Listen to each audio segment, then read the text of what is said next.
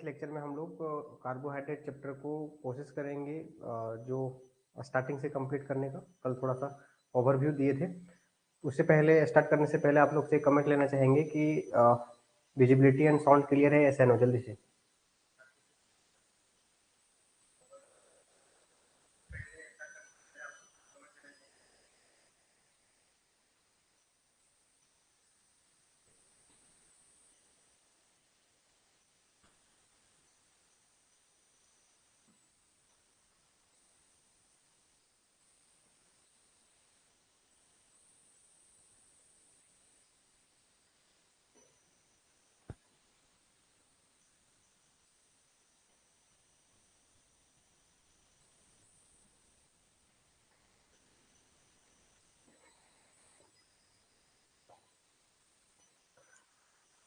जल्दी से एक बार कमेंट कर देंगे विजिबिलिटी एंड साउंड क्लियर है।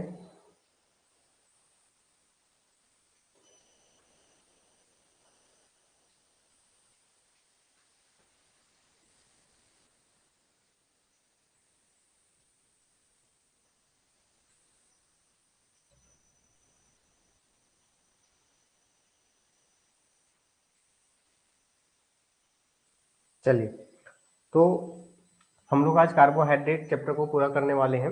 तो कार्बोहाइड्रेट में दो चीज ध्यान से समझेंगे। कार्बो मतलब कार्बन एंड हाइड्रेट मतलब H2O। तो स्टार्टिंग में माना जाता था कि जो कंपाउंड का फार्मूला इस जनरल फार्मूला पे सेट हो जाएगा उसको बोलते थे कार्बोहाइड्रेट। स्टार्टिंग में ऐसा माना जाता था। जैसे कि अगर मैं बात करूं तो ग्लूकोज का फार्मूला क्या है, C6H12O6।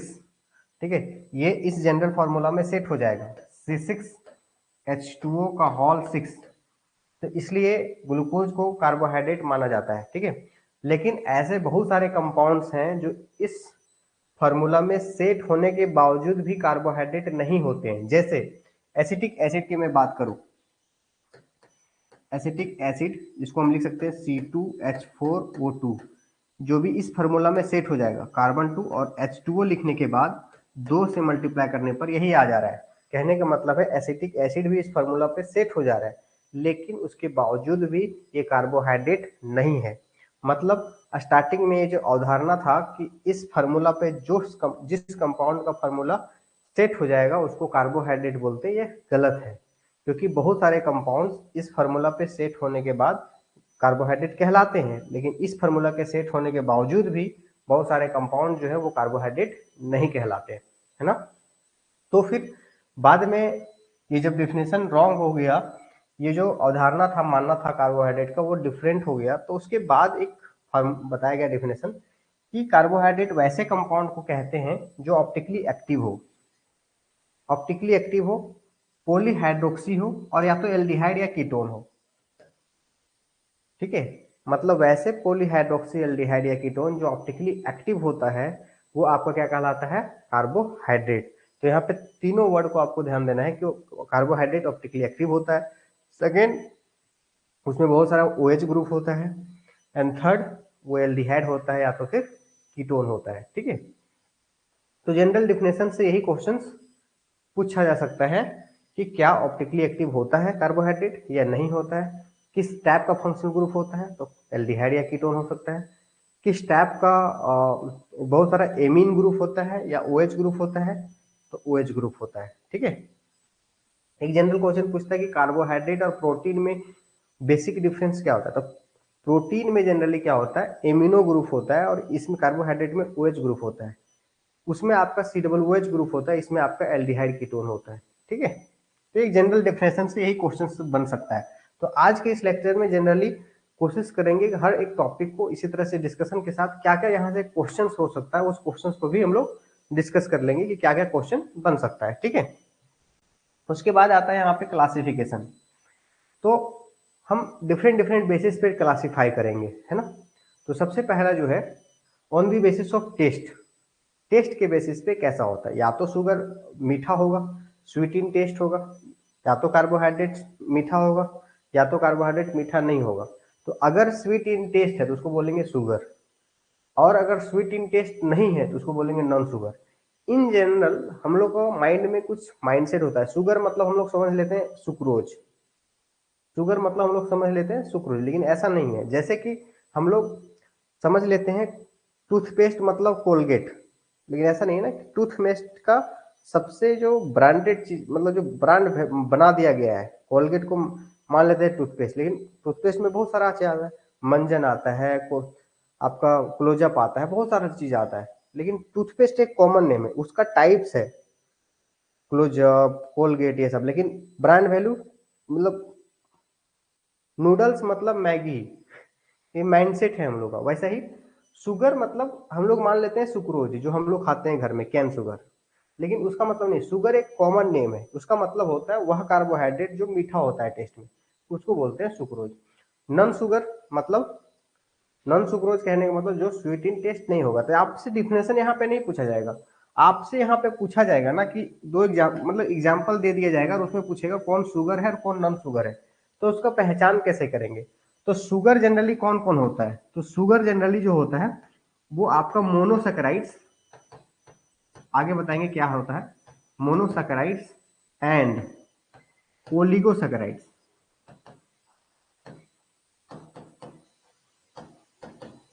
ओलिगोसैकेराइड जो होता है वो शुगर होता है। ये जनरली पॉलीसैकेराइड्स होता है, पॉलीसैकेराइड्स होता है। ये एग्जांपल याद करना है। तो मोनोसैकेराइड्स में क्या हुआ, जैसे ग्लूकोज, फ्रुक्टोज, मैनोज, ठीक है, ग्लैक्टोज, ये जितना भी है फ्रुक्टोज, ये सब जितना भी है वो क्या है आपका सुक्रोज, लैक्टोज, माल्टोज, ये सब आपका मोनोसैकेराइड्स और ओलिगोसैकेराइड्स का एग्जांपल है। वो सारा का सारा शुगर होगा। यहाँ पे कुछ ही एग्जांपल दिया हुआ, बहुत सारा और एग्जांपल होगा।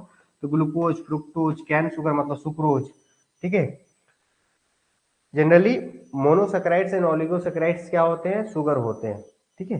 तो मोनोसैकेराइड्स और ओलिगोसैकेराइड्स का एग्जांपल याद रखोगे, वो सारा शुगर कहलाएगा। और पॉलीसैकेराइड्स जैसे कि सेलुलोज, स्टार्च, ग्लाइकोजेन, ये सारा जो आपका क्या होता है, आपका नॉन शुगर होता है। एग्जाम्पल से क्वेश्चन आपसे आपका बन सकता है, ठीक है। चलिए आगे, दूसरा चीज आपका यहाँ पे है मोनोसैकेराइड्स। मोनोसैकेराइड्स वह होता है जिसको फर्दर हाइड्रोलाइसिस नहीं कर सकते हैं। जैसे ग्लूकोज एक मॉलिक्यूल है, आपको ध्यान थोड़ा सा ऐसा देना है कि एक बार अभी लेक्चर देख रहे हैं तो आपको सारा चीज याद हो जाए। 2-3 बार हम रिपीट करेंगे, जैसे कुछ हाफ एन आवर के बाद फिर समरी करेंगे, फिर हाफ एन आवर के बाद फिर समरी करेंगे, ताकि वो आपको याद हो जाए। ग्लूकोज अगर मैं बात करूं C6H12O6, इसको वाटर में डालने पे ये फर्दर नहीं डिसोसिएट करता है। लेकिन यहीं पे सुक्रोज C12H22O11, इसको वाटर में हाइड्रोलाइसिस करने पे C6H12O6 दो मॉलिक्यूल में टूट जाता है। तो इसको बोलेंगे हाइड्रोलाइसिस करने के बाद दो मॉलिक्यूल में डिसोसिएट हो गया, इसको इसलिए बोलेंगे डाइसैकेराइड्स। तो हाइड्रोलाइसिस करने के बाद जितना नंबर ऑफ प्रोडक्ट बनेगा उसके अकॉर्डिंग आपका यहाँ पे सैकेराइड्स कहलाएगा। तो मोनोसैकेराइड्स मतलब जिसका फर्दर हाइड्रोलाइसिस नहीं होता हो, मतलब एक पहले था एक ही रह जाता हो, तो उसको बोलेंगे मोनोसैकेराइड्स। डाइसैकेराइड्स कहने मतलब एक होता हो, उसका हाइड्रोलाइसिस करने के बाद दो बन जाता हो, उसको बोलेंगे डाइसैकेराइड्स। ट्राइसैकेराइड्स मतलब जिसका हाइड्रोलाइसिस करने के बाद 3 कार्बोहाइड्रेट बनता हो, उसको बोलेंगे ट्राइसैकेराइड्स। टेट्रा, पेंटा, हेक्सा, इस तरह करके जाएंगे 10 तक। तो जिसका हाइड्रोलाइसिस से 2 से लेकर के 10 तक, जिसका हाइड्रोलाइसिस 2 से लेकर के 10 मॉलिक्यूल तक देता हो, उसको बोलते हैं ओलिगोसैकेराइड्स। एक कॉमन नेम रखते हैं ओलिगोसैकेराइड्स, ओलिगोसैकेराइड्स।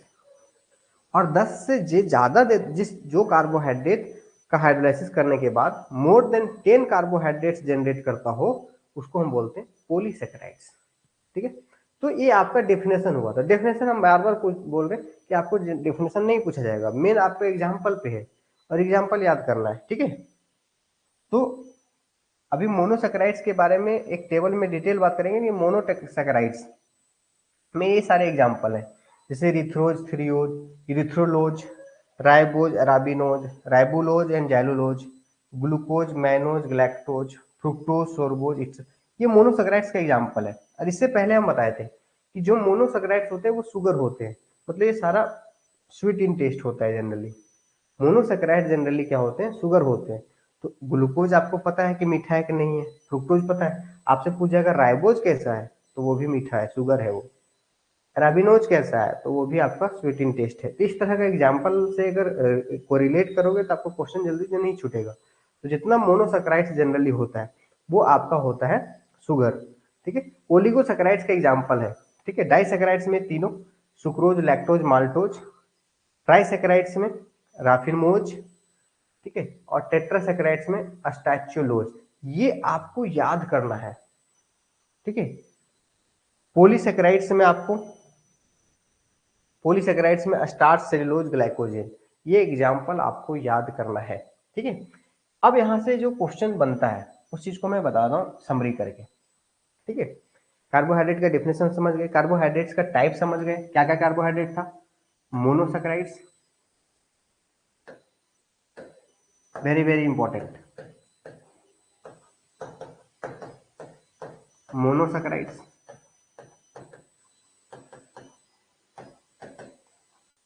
ओलिगोसैकेराइड्स,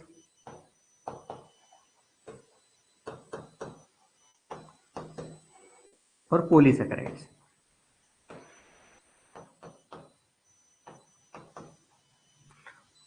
दूसरा टाइप्स में अगर टेस्ट के अकॉर्डिंग से अगर डिसाइड करें तो शुगर, नॉन शुगर। और कौन सा कार्बोहाइड्रेट खुद को ऑक्सीडाइज करेगा, मतलब दूसरे को रिड्यूस करेगा। कौन सा कार्बोहाइड्रेट खुद को ऑक्सीडाइज करेगा, दूसरे को रिड्यूस करेगा, उसके अकॉर्डिंग्स ऑक्सीडेशन रिडक्शन रिएक्शन के अकॉर्डिंग्स एक होता है रिड्यूसिंग, रिड्यूसिंग शुगर, और दूसरा होता है नॉन रिड्यूसिंग शुगर। यहां से क्वेश्चन बहुत इंपॉर्टेंट आने का चांस होता है। तो एक चीज आप जनरली याद रखिएगा कि जो मोनोसैकेराइड्स और डाइसैकेराइड्स होता है जनरली वो शुगर होता है, और पॉलीसैकेराइड जो होता है जनरली नॉन शुगर होता है। एक तो ये याद रखना है। दूसरा आपको ये याद रखना है कि मोनोसैकेराइड्स और ओलिगोसैकेराइड्स जनरली होता है reducing sugar, except except sucrose. और ये सारा का सारा आपका नॉन, और ये ऑल। यहाँ पे इस चीज को समझिए, इस डायग्राम को मैं क्या बताना चाह रहा हूं।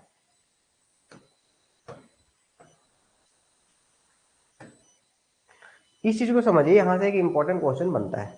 क्या है, पहले तो ये कि मोनोसैकेराइड्स और ओलिगोसैकेराइड्स जनरली दोनों शुगर होता है, और पॉलीसैकेराइड्स जनरली नॉन शुगर होता है, ठीक है। पहला तो ये है। तो इसका एग्जाम्पल तो याद करना, ये उससे ये बन जाएगा, शुगर नॉन शुगर का क्वेश्चन पूछेगा वो आपसे बन जाएगा, ठीक है।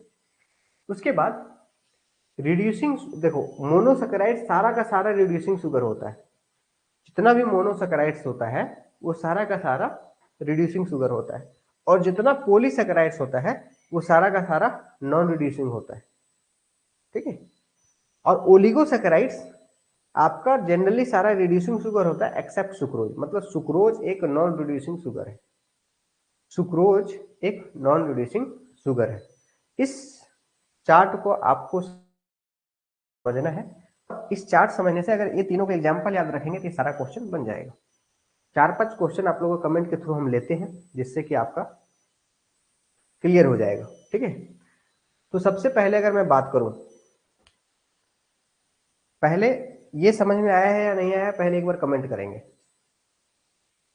ये आपको समझ में आया है या नहीं आया है?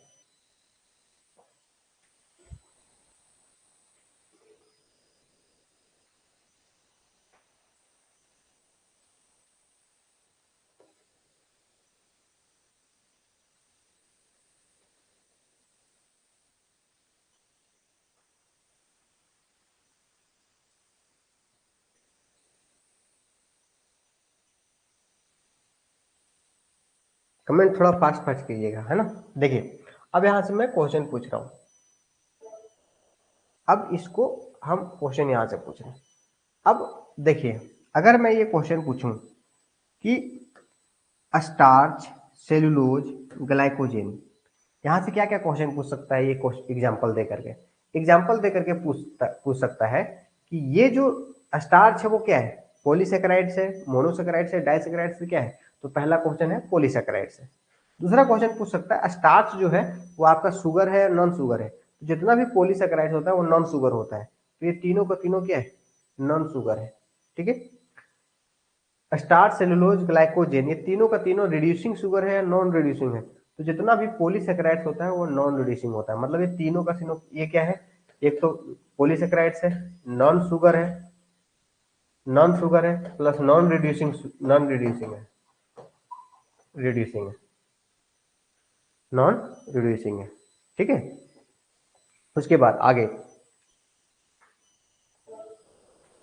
अब यहां से अगर हम पूछेंगे कि ये सारे एग्जाम्पल जो है, जैसे erythrose, threose, erythrose, ribose, arabinose, ribose, xylose, glucose, mannose, galactose, fructose, sorbose, ठीक है, आयोडोज, गुलोज, अलोज, अभी और एग्जांपल लेंगे मोनोसेकेराइड्स में। जो मोनोसेकेराइड्स हैं वो सारे क्या हैं, तो सारे शुगर हैं।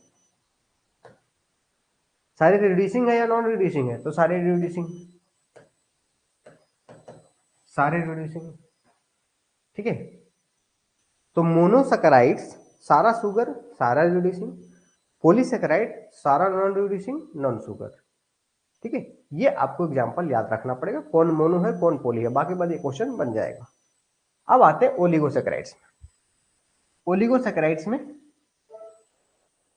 ओलिगोसेकेराइड्स में जनरली, जनरली जो है वो सारा जो है वो क्या है, शुगर है। जनरली क्या, ये सारा शुगर है, लेकिन ये सब जो है, ये चारों, ये आपका रिड्यूसिंग है।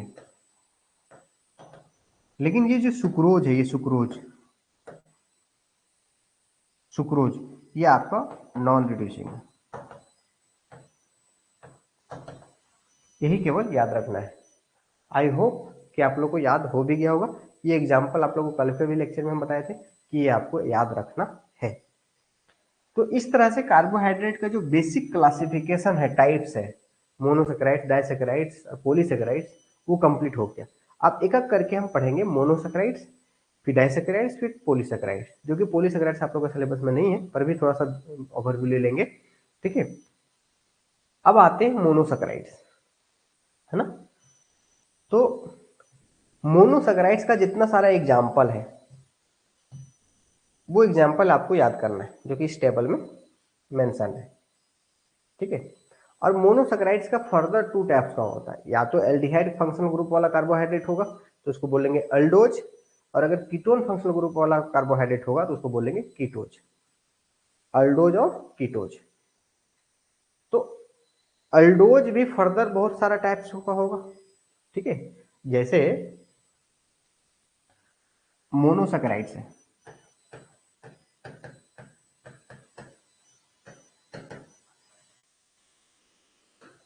मोनोसेकेराइड्स अल्डोज होगा और दूसरा कीटोज होगा।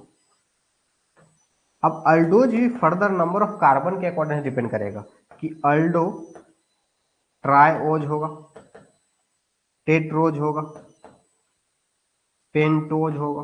उसी तरह से कीटो, ट्राइओज, पेंटोज, इस तरह से बहुत सारा एग्जाम्पल आपको याद रखना है, जो कि इस यहाँ पे मेंशन है कि अगर अल्डिहाइड के 3 कार्बन के साथ रहेगा तो उसका एग्जाम्पल ग्लिसरल्डिहाइड है।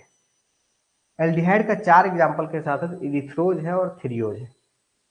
एल्डिहाइड का 5 कार्बन है तो अराबिनोज, राइबोज, जाइलोज और लाइगोज है। एल्डिहाइड का 6 कार्बन के साथ है, इसका मतलब आपको ग्लूकोज, ग्लूकोज, गैलेक्टोज, माल्टो, मैनोज, एलोज, गुलोज, आइडोज, ये सारे आपका एग्जाम्पल है। ठीक है। उसी तरह से कीटोन का 4, 3 carbon, 4 carbon, 5 carbon, 6 carbon. Ketone का अगर 3 कार्बन है, डाइहाइड्रोक्सी एसीटोन है। 4 कार्बन है तो इरिथ्रोलोज है। थोड़ा सा अगर सिमिलरिटी देखा जाए अगर याद करने में, तो देखिए राइबोज तो बी यू जुड़ जाता है इसमें, देखिए राइबो यू एल, राइबुलोज। यहाँ पे इरिथ्रोज था, इरिथ्रोज, तो इरिथ, यहाँ पे देखिए इरिथ्रो, इरिथ तो वहाँ है, उल जुड़ गया, इरिथ्रोलोज। ठीक है, इरिथ्रोलोज। राइबोलोज। अब जाइलोज यहाँ पे था, जाइलोज, तो यहाँ पे LYX ULOS ही हो जाएगा, UL जुड़ जाएगा, ULOS। बाकी बात ये 6 कार्बन वाला आपको याद रखना पड़ेगा। छोटा छोटा सा यहाँ पे सिमिलरिटी है, बाकी बात बहुत ज्यादा सिमिलरिटी नहीं है, ये आपको याद रखना पड़ेगा। ठीक है, अब यहाँ से जो क्वेश्चन पूछा जाता है, सबसे पहले आपको स्ट्रक्चर पता होना चाहिए, सभी का स्ट्रक्चर पता होना चाहिए, क्योंकि जितना भी क्वेश्चन पूछा जाएगा ये स्ट्रक्चर से पूछा जाएगा।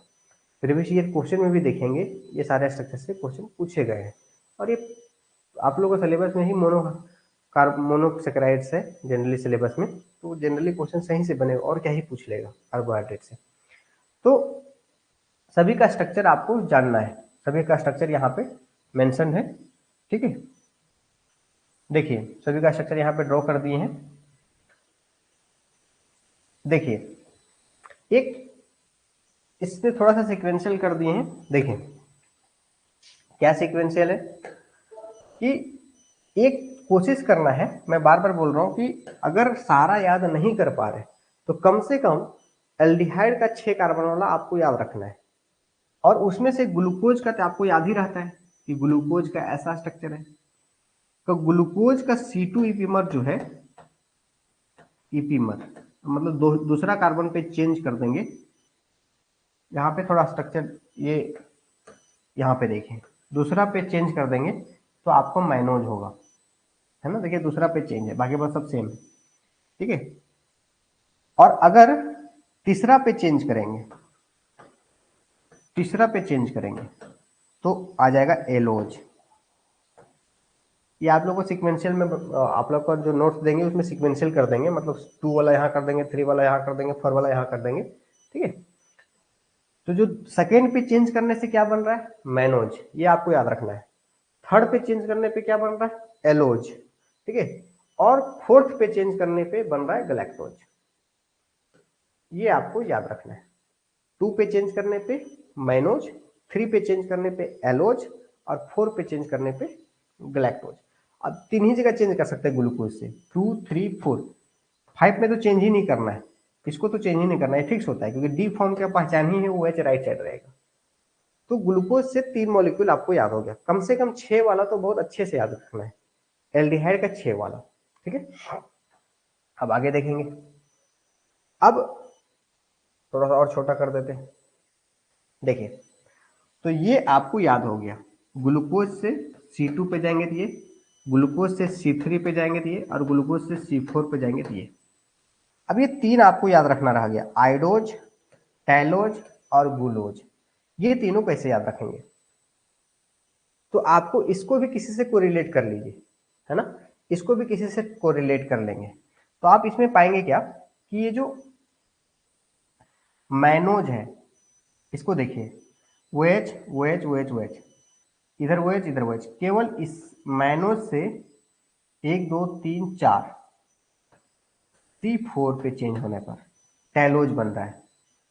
ठीक है, मंटी जो है ना, मंटी, ठीक है, ये मैनोज से ये आपका टैलोज बन रहा है, कहाँ पे चेंज करने पे, तो C4 पे।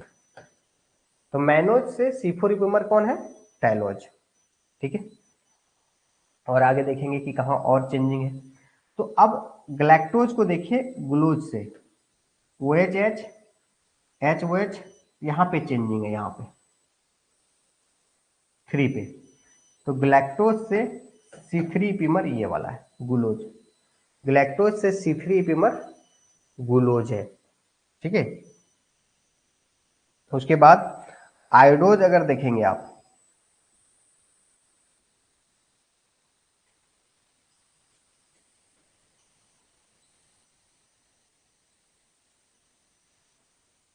आयोडोज किससे मैच कर रहा है, इससे मैच कर रहा है, टैलोज से C3 इपीमर।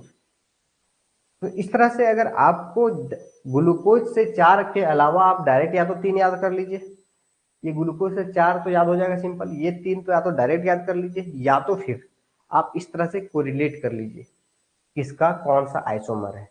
इस तरीके से कम एल्डिहाइड का ये सारा तो आपको याद ही होना चाहिए। ठीक है, बाकी बात और सब याद रहे या ना रहे, एल्डिहाइड का 6 कार्बन वाला कम से कम ये याद हो जाना चाहिए। अब अगर मान लीजिए कि अगर नहीं याद हो रहा है तो कैसे समझेंगे? देखिए इसमें क्या क्या फिक्स है। देखिए ये फिक्स है, ये फिक्स है और ये फिक्स है। जो भी चेंज होना है वो ये 3 में होना है भाई। देखिए ये फिक्स है क्योंकि ओ एच राइट साइड रहेगा तभी डी कहलाएगा। ये भी फिक्स है, तो जो भी चेंज होना है ये 3 में होना है ना, ये फिक्स है। तो हम बोल रहे हैं कि 4 तो याद हो गया ना आपको, 1 2 3 4 आपको याद रखना है। तो ये तीनों को याद करने के लिए देखिए तीनों ओ एच एक साइड, ठीक है। उसके बाद क्या, अब ये तीनों ओ एच एक साइड, अब उसमें क्या है कि इसको चेंज कर दिए, इसको एक को इधर चेंज, सॉरी ये दोनों को चेंज कर दिए, दोनों को चेंज कर दिए तो ग्लूकोज बना। और इसमें अगर देखेंगे केवल एक को चेंज किए, इसको चेंज किए, ठीक है। तो ऐसे भी याद रख सकते हैं, आपको याद करने का तरीका आपके पास होना चाहिए। तो ये फिर से मैं बता रहा हूँ, जैसे मैं CH2OH, और आपको पता है कि ये फिक्स होना है, और आपको पता है HOH, HOH और HOH, इससे क्या हो जाएगा टेलोज। आप केवल एक चेंज करेंगे, केवल इसको चेंज करेंगे तो क्या बनेगा आइडोज, CHO CH2OH, ये आपको पता है OH ऐसे होगा, और ये OH और ये OH, केवल यहाँ पे एक चेंज कर रहे हैं तो क्या बन रहा है आयोडोज बन रहा है। और अगर ये दोनों ऊपर वाला दोनों चेंज करेंगे तो क्या बन रहा है ग्लूकोज बन रहा है। तो इस तरह करके भी आप याद रख सकते हैं। ये आपका किस पे सुटेबल ज्यादा है, OH दोनों को चेंज कर दे रहे हैं तो उसमें क्या बन रहा है तो ग्लूकोज बन रहा है। तो या तो ऐसे याद रख सकते हैं, लेकिन बार बार मैं बोल रहा हूँ कम से कम ये 6 आपको जो है 7 जो है आपको याद रखना चाहिए, ठीक है। फिर से थोड़ा सा अगर मैं बोलूं तो कैसे याद रखना है, तो ग्लूकोज से, ग्लूकोज का 2 पे चेंज करने पे मैनोज बनेगा, 3 पे चेंज करने पे एलोज बनेगा, और 4 पे चेंज करने पे ग्लैक्टोज बनेगा। तो ये 4 याद हो जाता है, ग्लैक्टोज 4 पे चेंज करने पे ग्लैक्टोज, 2 पे मैनोज, 3 पे एलोज। उसके बाद अगर जो चेंज करने लायक ओ एच होता है, अगर तीनों एक ही डायरेक्शन में है उसको क्या बोलते हैं टेलोज, ठीक है। और अगर तीसरा पे केवल एक जगह पे चेंज करते हैं तो उसको क्या बोलते हैं आइडोज, और अगर ये पहला दोनों चेंज करते हैं तो उसको क्या बोलते हैं गुलोज, है ना। तो ऐसे करके आपको सारा याद रखना है। बाकी बात बहुत ज्यादा डिफिकल्ट नहीं है। देखिए क्यों नहीं डिफिकल्ट है, एल्डिहाइड का 3 कार्बन में एक ही एग्जांपल था ग्लिसरॉल्डिहाइड, तो आपको पता है ये भी फिक्स है, ये भी फिक्स है, ये भी फिक्स है, ये भी फिक्स है, क्योंकि डी मतलब O H right side H ऊपर सी एच वो रहना है, नहीं चाहिए इतना, तो ये याद हो गया। इरिथ्रोज में आपको पता है कि दोनों ओ एच सेम साइड रहेगा, तो हो गया। थ्रियोज में आपको पता है, और ये तो फिक्स है ना कि वो एच इधर राइट ही रहेगा, और ये फिक्स है केवल इसको चेंज करना है तो दोनों सेम साइड रहेगा, तो इरिथ्रोज थ्रियोज, इसको भी रटने की जरूरत नहीं है। अब रही 5 कार्बन में ये, तो आपको इसमें क्या है कि राइबोज को याद करना है, राइबोज को, राइबोज। तो राइबोज को जब ये दूसरा चेंज करेंगे ना, दूसरा, तो एराबिनोज बनेगा, ये याद रखना है, एराबिनोज बनेगा। लेकिन जब इसका तीसरा चेंज करेंगे ना, तीसरा, तो जाइलोज बनेगा, XYLOS। तो आपको पता है कि ये जो है ये फिक्स होने वाला है और ये भी फिक्स होने वाला है, तो 2 OH इधर हो गया, है ना। एक बार इसको चेंज किए, एक बार इसको चेंज किए, तो आप क्या कर सकते हो, दोनों को इधर कर सकते हो, और कोई ऑप्शन है क्या भाई। एक बार इसको चेंज किए, एक बार इसको चेंज किए, 2 पे एराबिनोज, 3 पे जाइलोज, अब दोनों को चेंज करेंगे तो क्या होगा, जो भी बचा लाइजोज, ठीक है। ये आपको इस तरह से थोड़ा सा थिंक कर करके लॉजिकली आपको स्ट्रक्चर और नेम दोनों याद रखना है कि क्या क्या है। तो एल्डिहाइड का सारा एग्जांपल याद हो गया, 3 कार्बन वाला भी, 4 कार्बन वाला भी, 5 कार्बन वाला भी और 6 कार्बन वाला भी। तो कम से कम एल्डिहाइड का 6 बार बार बोल रहे हैं याद रखना ही है, ठीक है। इसी तरह से कीटोन का सारा एग्जाम्पल यहाँ पे है, जिसको आप, जैसे में इरिथ्रोलोज है, तो कीटोन के केस में क्या होता है, CH2 नीचे फिक्स होता है, CH2 ऊपर फिक्स होता है, और यहाँ पे CO फिक्स होता है, तो एक OH रहा था, D मतलब ये हो गया स्ट्रक्चर फिक्स हो गया। आगे देखेंगे फिक्स जब स्ट्रक्चर बनाते हैं तो CH2OH ऊपर भी रहेगा, CH2OH नीचे भी रहेगा, और CO भी रहेगा। अब बचा 2 OH, तो भाई 2 OH या तो इधर रहेगा है ना, तो इसको क्या बोलेंगे। और ये भी फिक्स होता है, डी मतलब ये भी फिक्स है, तो राइबोलोज, एक वो एच इधर रहेगा तो राइबोलोज इरिथ्रोज वाला जो है, ठीक है। और सॉरी राइबोज वाला, राइबोज में क्या था, सब ओएच एक साइड था, राइबोज में सब एक ओएच एक साइड था, तो वही राइबोज वाला टाइप। और एक चेंज करेंगे और इसी को चेंज कर सकते हैं, तो दूसरा क्या हो जाएगा, लाइलुलोज, जाइलुलोज मतलब, है ना।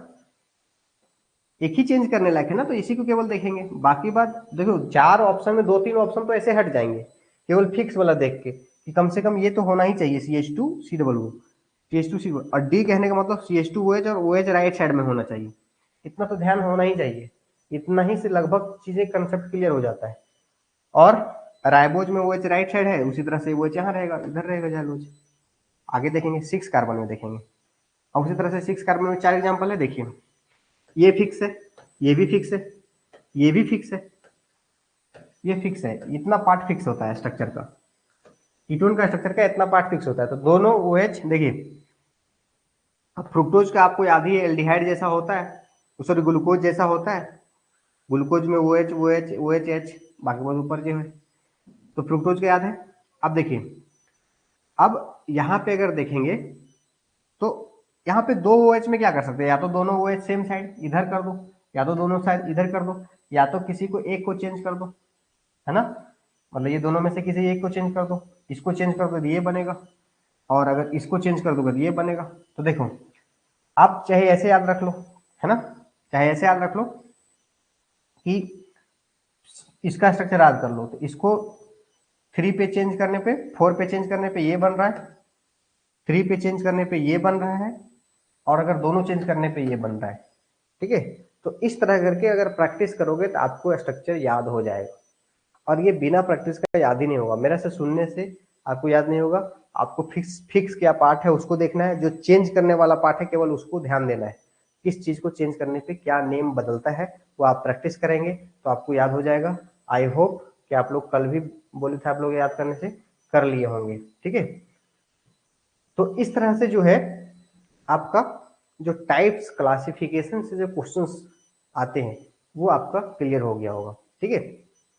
अब यहाँ से दो तीन टर्म्स हम और डिस्कस करने वाले हैं, उससे पहले आप लोग से एक कमेंट लेंगे कि ये जो जनरल आपको क्या याद करना है, क्या प्रैक्टिस करना है, यहाँ तक में क्या क्वेश्चन बन सकता है, जो भी हम डिस्कस किए, क्या आपको क्लियर है। कैसे नो थोड़ा सा जल्दी से कमेंट करेंगे।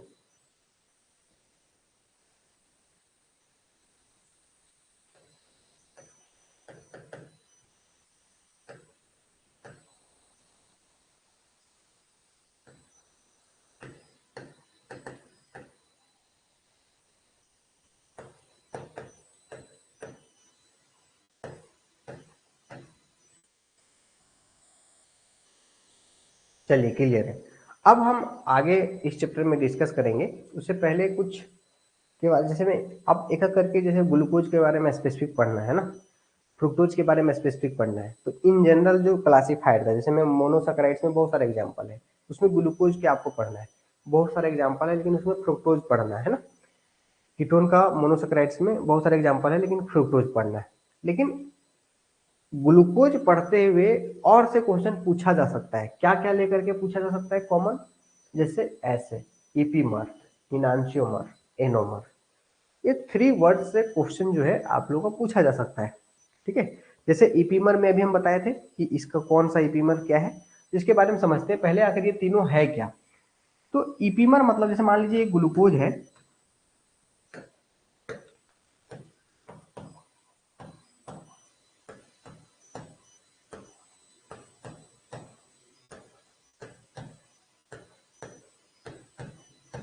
और किसी एक जगह पे चेंज कर रहे हैं, जैसे मान लो इसको चेंज कर रहे हैं, ठीक है, तो इसको चेंज कर रहे हैं तो क्या होगा,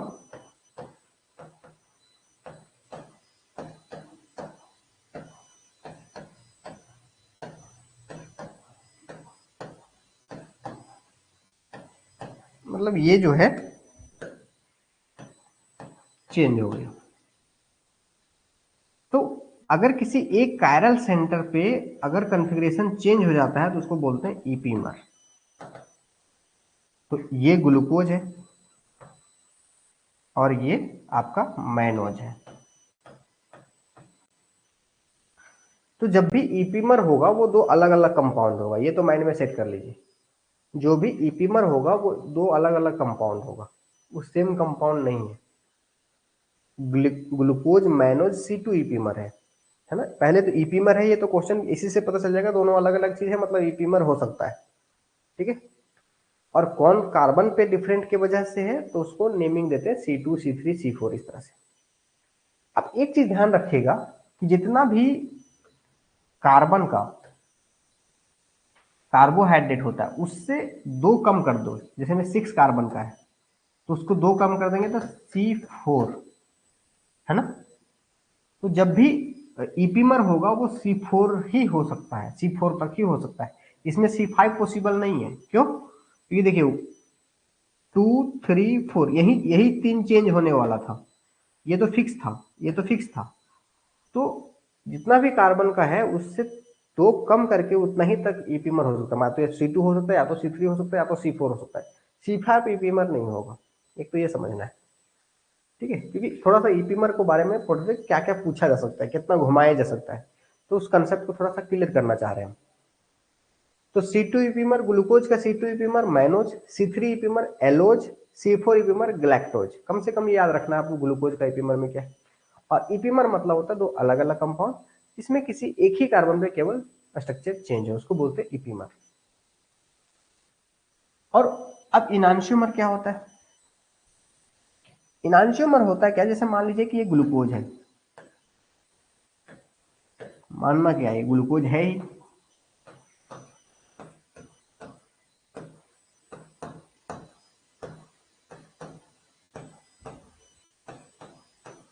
अब क्या करेंगे, इसको पूरा मिरर इमेज बना देंगे।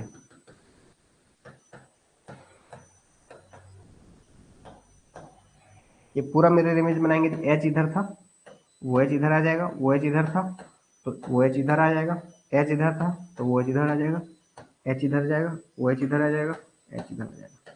तो इसको बोलते हैं डी ग्लूकोज, और ये हो जाएगा L glucose, capital capital D capital L. D series का जितना कार्बोहाइड्रेट होता है वो जनरली हम लोग के लिए बेनिफिट होता है, एल सीरीज का जितना जितना ज्यादा होता है उतना नुकसान वाला चीज होता है, उतना अच्छा नहीं होता है, ठीक है। तो डी ग्लूकोज और एल ग्लूकोज देखो दोनों कंपाउंड एक ही है ना।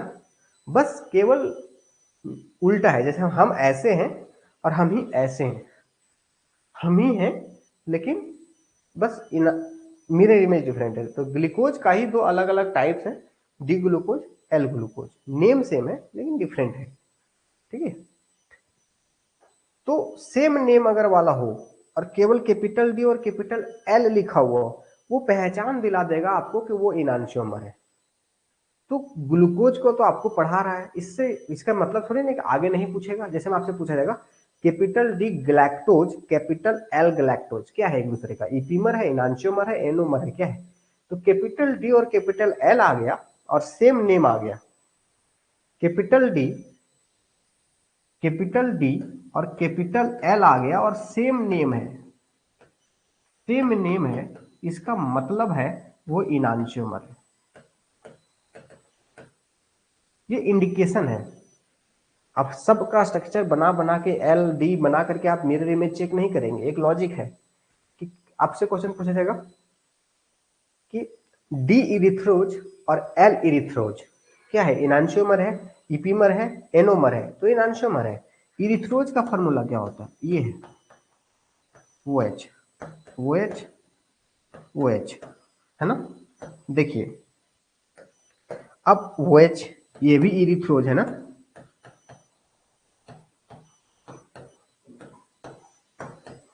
ये भी इरिथ्रोज है।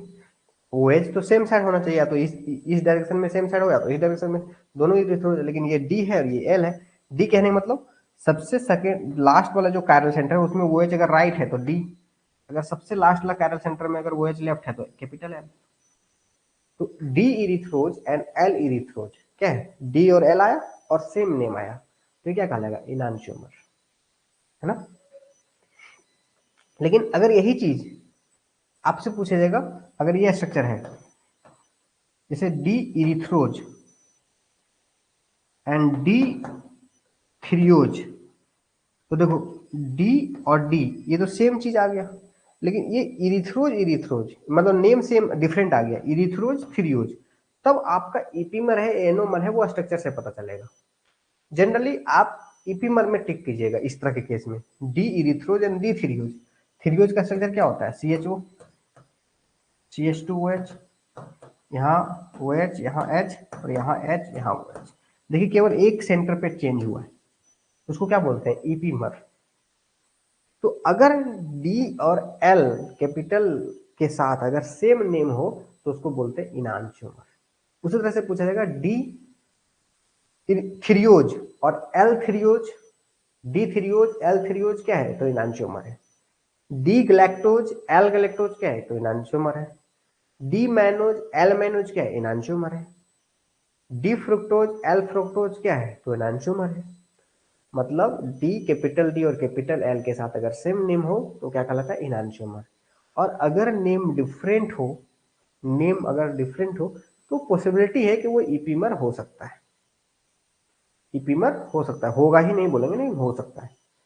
ठीक है, जैसे ग्लूकोज मैनोज क्या है, ईपीमर है, C2 ईपीमर। ग्लूकोज एलोज क्या है, ईपीमर है, C3। ग्लूकोज ग्लैक्टोज क्या है, ईपीमर है, C4 ईपीमर।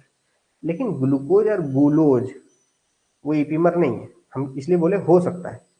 ग्लूकोज और गुलोज एक दूसरे का ईपीमर नहीं है, इसलिए बोले हो सकता है, नेम डिफरेंट होने से हो सकता है, हमेशा 100% होगा ये गारंटी नहीं है। अब तीसरा आता है एनोमर। इनांशियोमर का पहचान समझ में आ गया, ईपीमर का पहचान समझ में आ गया, और नेक्स्ट जो आता है वो है एनोमर। एनोमर क्या होता है, तो एनोमर एक्चुअली क्या होता है कि जैसे अगर ये एल्डिहाइड ऐसा है,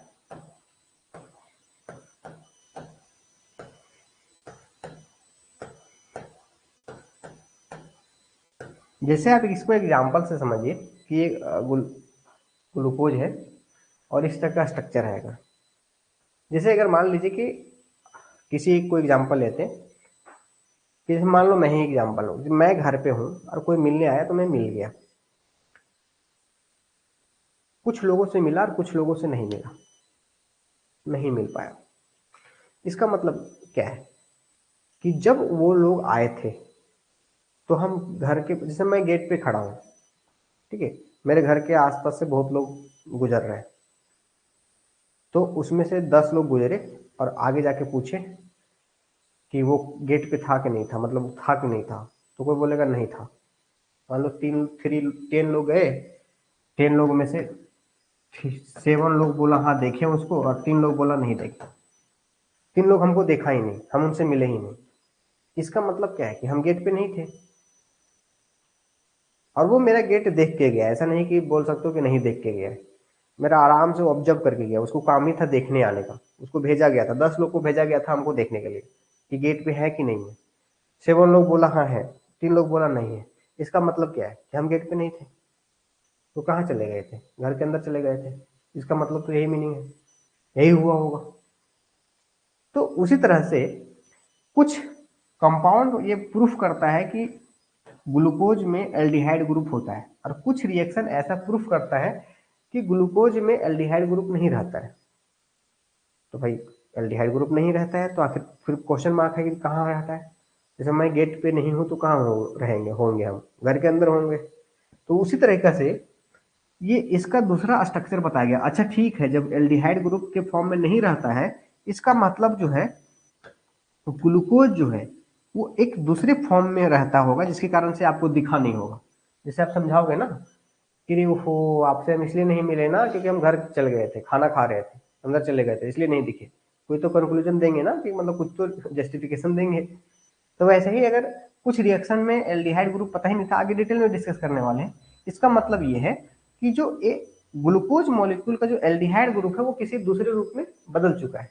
कैसे बदल चुका है, तो एक्चुअली ये वाला जो है पार्ट है ये इससे रिएक्ट करता है और ये खुल जाता है, तो क्या हो जाएगा, OH, थोड़ा सा दिख नहीं रहा होगा, ये OH और ये H, और फिर सेम CH2OH और यहाँ पे H, और ये वो तो इसके साथ चला गया है, तो ये वो जो है ऐसे H पे अटैक किया है, और बाकी बात जैसा है वैसा ही, मतलब OH H H OH। थोड़ा सा इसको समझेंगे, यहाँ से बहुत सारा क्वेश्चन बनने वाला है ऐसा। तो यहाँ पे क्या था ना, ये प्लेन पे था, ये प्लेन पे था। जैसे इसको एग्जांपल के थ्रू समझाएंगे हम, एक मिनट।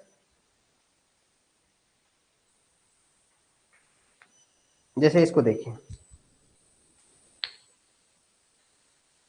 इसको देखिए, ये प्लेन में है। अब क्या है कि ये जो प्लेन में है, जैसे इसको ऐसे कर देते हैं, थोड़ा सा इधर कर देते हैं। देखिए ये जो है ये प्लेन में है ऐसा। अब अगर हम इसको, इस प्लेन को हम अगर ऊपर से अटैक करेंगे, जैसे मान लो यहाँ पे मेरा ऑक्सीजन है यहाँ पे, अब या तो ये इधर से अटैक करेगा या तो ये नीचे से अटैक करेगा। अगर मान लो कि ये ऊपर से अटैक करता है, ऐसे ऐसे जाता है और ये ऊपर से अटैक करता है, देखो ऑटोमेटिक जो ये पीला वाला किधर चला गया, नीचे चला गया। पीला वाला किधर चला गया, नीचे चला गया। पहले प्लेन में था, एकदम पूरा पैरेलल पे था, ऐसे था, पहले ऐसे था, अब नीचे चला गया। अब वैसा ही क्या करते हैं कि हम अब नीचे से अटैक करते हैं। ये यहाँ था, अब इसको नीचे से अटैक करेंगे, तो नीचे से अटैक करेंगे तो क्या होगा, देखो नीचे से अटैक करेंगे तो ये ऊपर चला जाएगा। देखिए ऐसा था, नीचे से अटैक किया तो ये ऊपर चला गया। अब ऐसा था, ऊपर से अटैक किया तो किधर चला गया, नीचे चला गया। तो इसके पास दो पॉसिबिलिटीज होगा, ठीक है। इधर है, तो एक तो या तो वो एच इधर जाएगा या तो ये वो एच इधर जाएगा।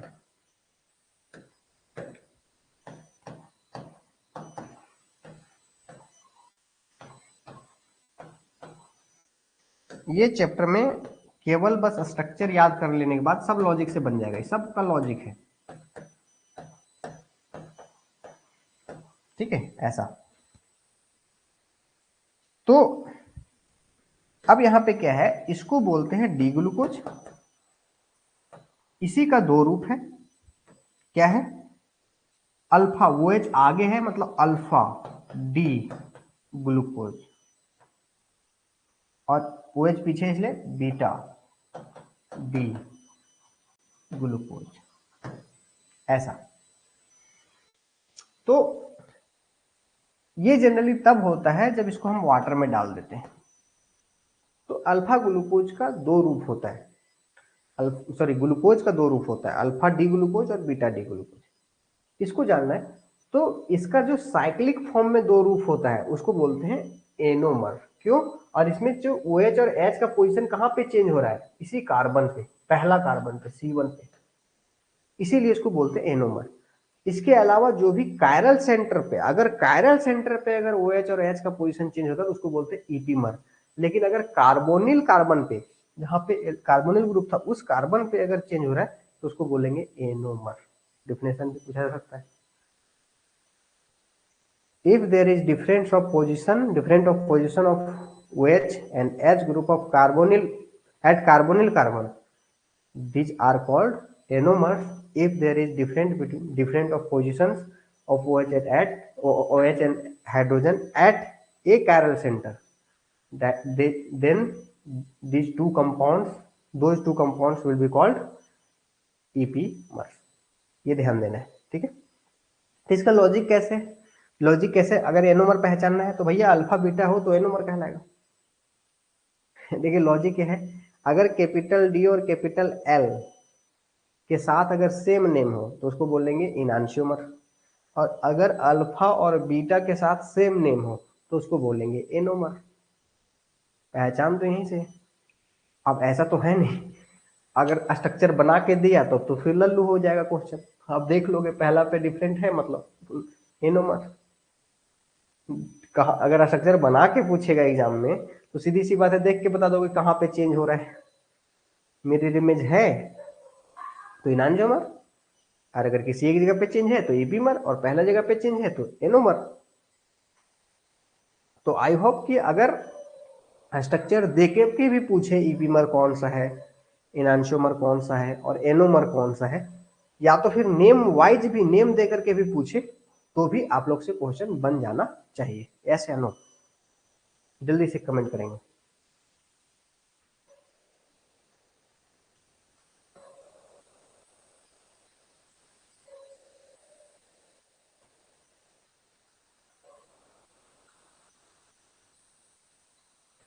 जल्दी से कमेंट करेंगे।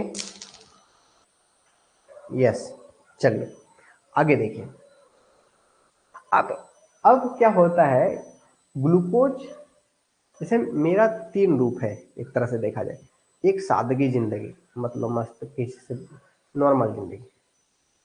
दूसरा क्या है, मान लो एक पॉजिटिव है, पढ़ाने वाला जिंदगी, ठीक है। तीसरा मेरा हो सकता है एक नशा करने वाला, गाली देने वाला, ऐसा रूप हो सकता है। मतलब मेरा फ्री इन्वायरमेंट है जहाँ पे मैं सरवाइव करता हूँ, ठीक है। एक नॉर्मल जहाँ कुछ नहीं करता, दूसरा मैं जहाँ पढ़ाता हूँ, तो इससे एक पॉजिटिव है। दूसरा एक है जहाँ पे मैं नशा करता हूँ, गाली देता हूँ, मतलब बहुत सारे वगैरह वगैरह करता हूँ। थ्री कंडीशन है। वो तीनों कंडीशन पे मेरा बिहेवियर क्या सेम रहेगा, मेरा नेचर क्या सेम है तीनों इन्वायरमेंट, यस या नो, जल्दी से। नहीं है सेम, तीनों जगह लगभग कुछ ना कुछ प्रॉपर्टी डिफरेंट है। मैं इंसान एक ही हूँ तीनों जगह पे, मेरा हाइट सेम है, मतलब मैं हूं तो मैं हूं, लेकिन जो मेरा बिहेवियर है वो डिफरेंट है। तो उसी तरह से एल्डिहाइड, ग्लूकोज, सॉरी एल्डिहाइड बार बार आ जा रहा है, ग्लूकोज जो है उसका ये तीन रूप होता है। तो इसमें जनरली जो, जब ये सादगी फॉर्म में होता है, जनरल फॉर्म में होता है, तो एक मिनट, तो उस केस में क्या होता है कि ये जो प्लेन पोलराइट, इसके सॉल्यूशन से प्लेन पोलराइट लाइट अगर रोटेट करते हैं, तो ये जनरली 52 पॉइंट समथिंग डिग्री से, 52 के आसपास डिग्री से रोटेट करता है। मतलब इसके सॉल्यूशन से अगर लाइट का डायरेक्शन इतना आ रहा है, तो इसका डायरेक्शन को इतना मोड़ देगा, 52 के डिग्री के आसपास मोड़ देगा। लेकिन अल्फा डी ग्लूकोज कितना मोड़ेगा, तो 112 डिग्री, 111-12 डिग्री के आसपास होता है। और ये कितना, 19 डिग्री के आसपास। मतलब तीनों का जो प्रॉपर्टीज है वो थोड़ा लाइट के प्रति अलग अलग है, ठीक है। खाने में तीनों मीठे लगेंगे, कोई दिक्कत नहीं, खाने में तीनों मीठे, कुछ चीजें में सेम रहेगा, कुछ चीजें में डिफरेंट रहेगा, ठीक है। 52.7 डिग्री, ठीक है।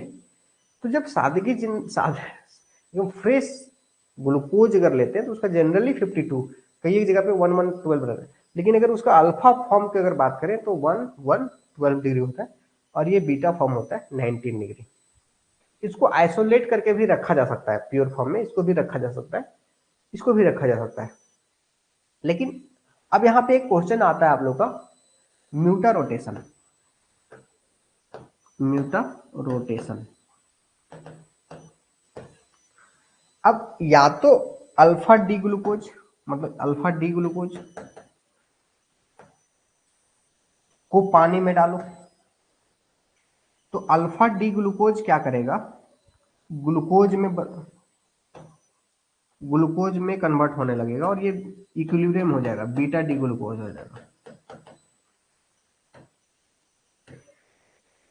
अगर अंततः अगर मैं बात करूं, जो अगर मेरा तीन रूप था, वो तीनों रूप मेरे अंदर है, ठीक है। वो तीनों रूप जो है वो मेरे अंदर है, ठीक है। तो alpha D glucose, beta D glucose और ग्लूकोज। तो अल्फा डी ग्लूकोज को अगर वाटर में डालेंगे तो ये ओवरऑल ये तीनों में हो जाएगा। मतलब कुछ पोर्शन अगर 100 मोल डालते तो कुछ मोल इसमें रहेगा, कुछ मोल इसमें रहेगा, कुछ मोल इसमें रहेगा, ठीक है। तो आखिर एक ही कंपाउंड, लेकिन अलग अलग रूप में तीन है। अगर 100 मोल लेते हैं तो 100 मोल में कुछ मोल ऐसा रहेगा, कुछ मोल ऐसा रहेगा, कुछ मोल ऐसा रह जाएगा, ठीक है। जिसके कारण से क्या होगा, जो एक अगर अल्फा डी ग्लूकोज को पानी में डालते हैं तो एक्चुअली क्या होता है, ये 111 डिग्री से घट करके ये इक्विलिब्रियम मेंटेन करता है 50 डिग्री। मतलब अगर ये प्योर फॉर्म में था तो लाइट को रोटेट कितना कर रहा था, 111 डिग्री से। लेकिन जैसे ही पानी डाले, सॉल्यूशन बनाए, तो ये कन्वर्ट हो गया, इसके साथ इक्विलिब्रियम हो गया, और ये डिक्रीज होकर के कहाँ पे आ गया, 52 डिग्री पे। उसी तरह से अगर बीटा डी ग्लूकोज अपने में है तो 19 डिग्री से रोटेट कर रहा था लाइट को। लेकिन अगर ये पानी में डालेंगे तो इसका बढ़ जाएगा, और 52 डिग्री के सेल्सियस, 52 डिग्री एंगल के साथ लाइट लाइट के डायरेक्शन को रोटेट करेगा। इसी फेनोमेनन को बोलते हैं म्यूटा रोटेशन। म्यूटा रोटेशन। तो आपसे यहाँ से क्वेश्चन क्या पूछ, देखिए पहला होता है डिफिनेशन जिसको आप समझ रहे हैं, उससे क्या क्या क्वेश्चन बन सकता है उसको फिर समझिए। क्वेश्चन पूछ सकता है कि आखिर म्यूटा रोटेशन में अल्फा डी ग्लूकोज का ऑप्टिकल रोटेशन एंगल 111 से जाकर के कहाँ पे बढ़ता है या घटता है। तो सबसे पहले इसका घटता है। बीटा का क्या होता है, बीटा का क्या होता है, बढ़ता है। कहाँ से कहाँ होता है, 111 से 52, उसका 19 से 52, 52। दूसरा क्वेश्चन जो यहाँ से पूछता है कि म्यूटा रोटेशन कौन देता है कौन नहीं देता है। आप हमेशा रख लीजिएगा कि जो, अरे बार बार यहाँ आ जा रहा है, जो रिड्यूसिंग शुगर होता है, रिड्यूसिंग शुगर होता है वो आपका म्यूटा रोटेशन भी देता है, म्यूटा रोटेशन भी देता है। और जो नॉन रिड्यूसिंग शुगर होता है वो आपका म्यूटा रोटेशन नहीं देता है। मतलब जितना मोनोसैकेराइड्स है वो सारा का सारा म्यूटा रोटेशन जनरली देता है, जनरली। एक हम जनरल आपको बता रहे हैं कि क्वेश्चन बन जाए, ठीक है। तो रिड्यूसिंग शुगर जितना होता है वो जनरली म्यूटा रोटेशन को शो करता है, और जनरली नॉन रिड्यूसिंग शुगर जैसे सुक्रोज, सुक्रोज आपका म्यूटा रोटेशन शो नहीं करेगा। ऐसा भी क्वेश्चन ट्विस्ट करके पूछ सकता है। सर म्यूटा रोटेशन अगेन देखिए,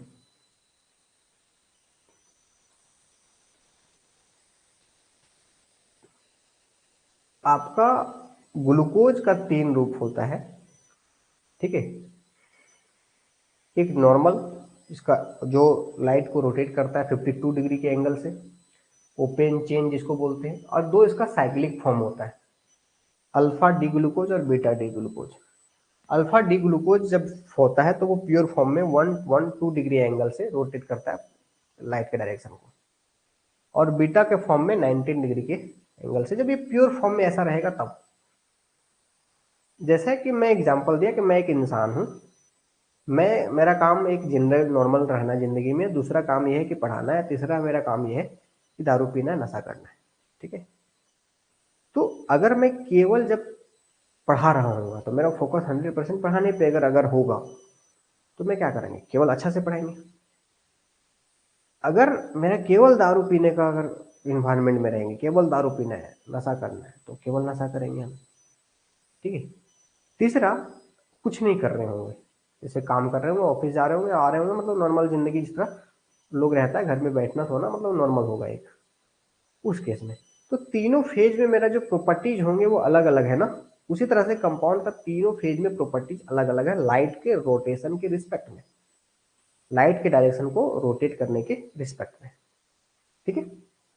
तो यहाँ पे वही बोल रहे हैं कि अगर जैसे मान लीजिए कि हमें एक ऐसा इन्वायरमेंट में रखा जाए जहाँ पे मैं कुछ भी कर सकता हूँ। जैसे मेरा क्या है कि अभी मजबूरी है कि पढ़ाना, समय फिक्स है कि पढ़ाना है, पढ़ाना है, यहाँ कुछ नहीं करना।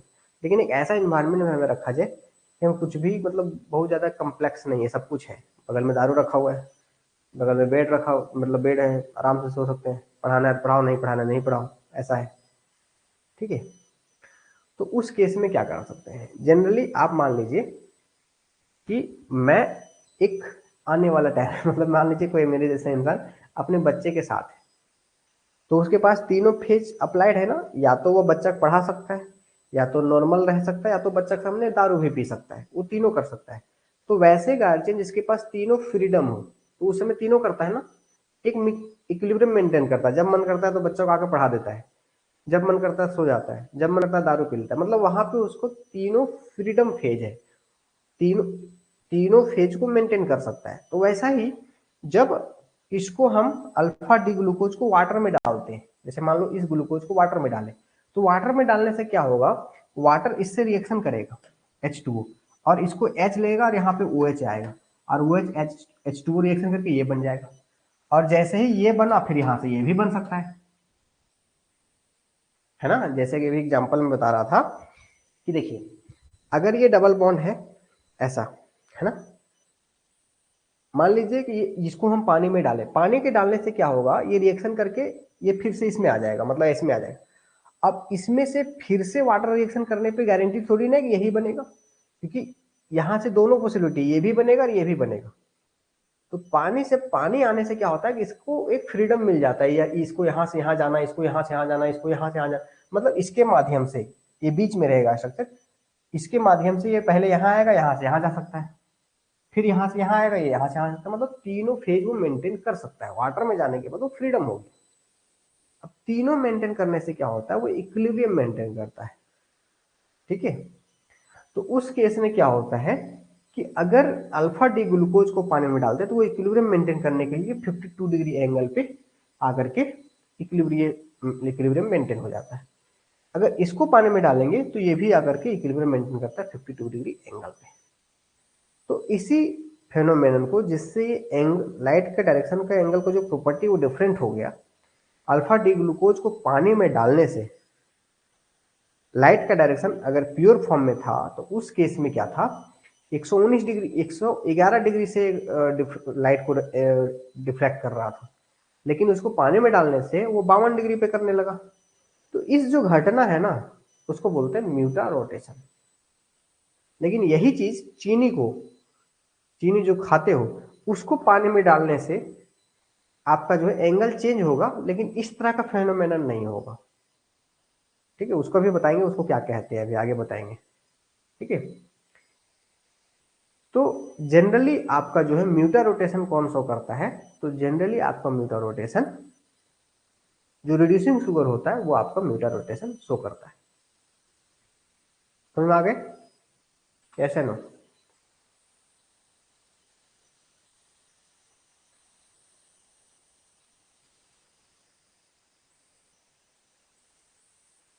जल्दी से बताएंगे, समझ में आ गए हैं?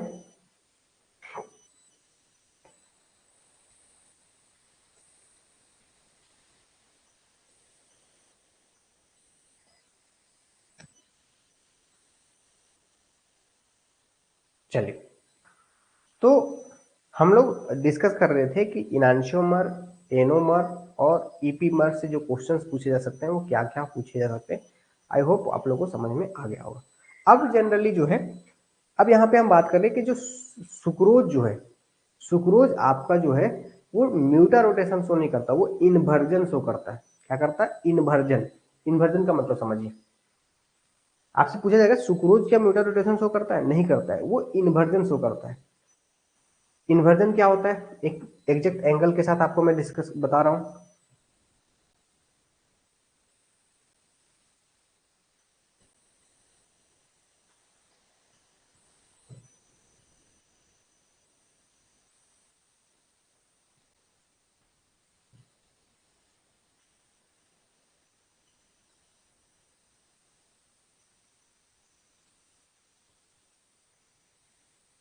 जस्ट वेट 1 मिनट,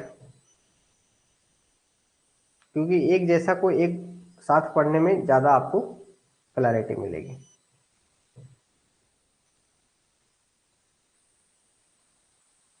देखिए क्या मैं बताना चाह रहा हूं। ठीक है, देखो ये है सुक्रोज, और सुक्रोज जो होता है वो आपका क्या होता है? नॉन रिड्यूसिंग होता है, और नॉन रिड्यूसिंग वाला म्यूटा रोटेशन शो नहीं करेगा। म्यूटा रोटेशन में क्या है कि अपन कंपाउंड सेम ही अपना ही में एंगल केवल कंपाउंड वही होते हुए प्रॉपर्टी डिफरेंट हो जाना। जैसे मैं कंपाउंड हूँ, मतलब मैं ही हूँ, और मैं ही अलग अलग जगह जाने से मेरा बिहेवियर चेंज हो जाता है, तो उसको बोलते हैं म्यूटा रोटेशन।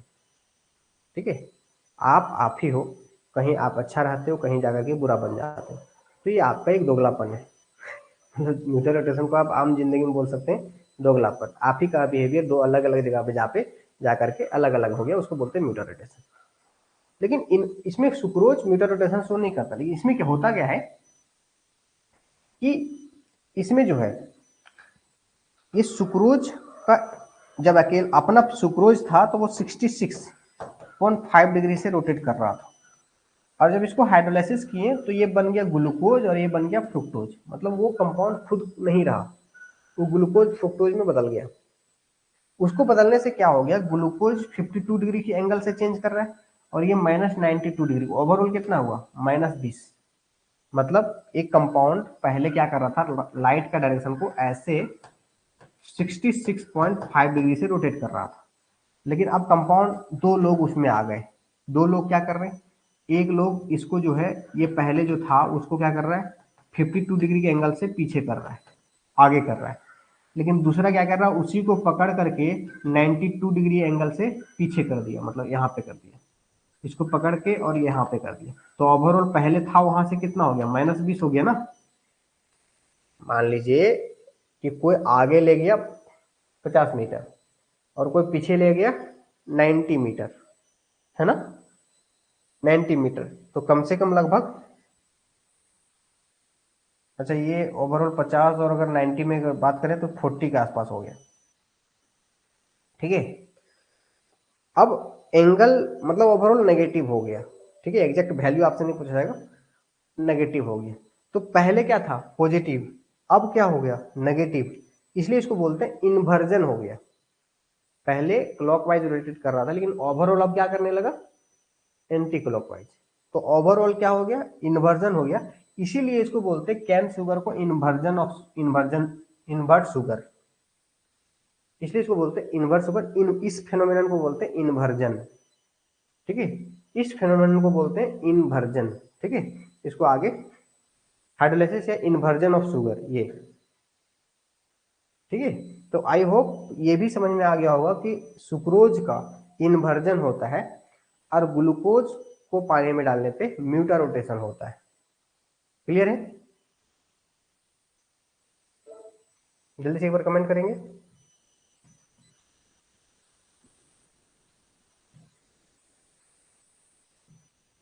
जल्दी से कमेंट करेंगे।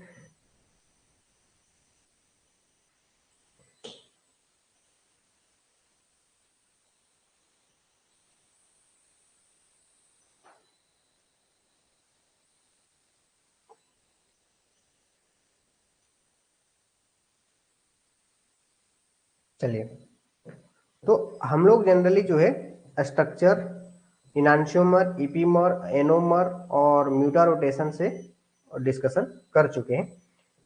अब आगे जो है हम लोग ग्लूकोज पढ़ने वाले हैं, स्पेशली एक कंपाउंड पढ़ेंगे ग्लूकोज, ठीक है। अब ग्लूकोज आप लोग ऑलरेडी ग्लूकोज का सारा प्रॉपर्टी जो है जनरली आप देख ही चुके हैं। एक बार रिएक्शंस देख लेते हैं, सारे रिएक्शंस कि सुक्रोज को हाइड्रोलाइसिस करेंगे तो ग्लूकोज बनेगा और फ्रुक्टोज बनेगा। आगे ऐसे डाइसेक्राइड्स में बताएंगे, लेकिन कभी कभी क्वेश्चन पूछ जाता है, यहाँ पे अल्फा डी ग्लूकोज बनता है और यहाँ पे बीटा डी ग्लूकोज बनता है।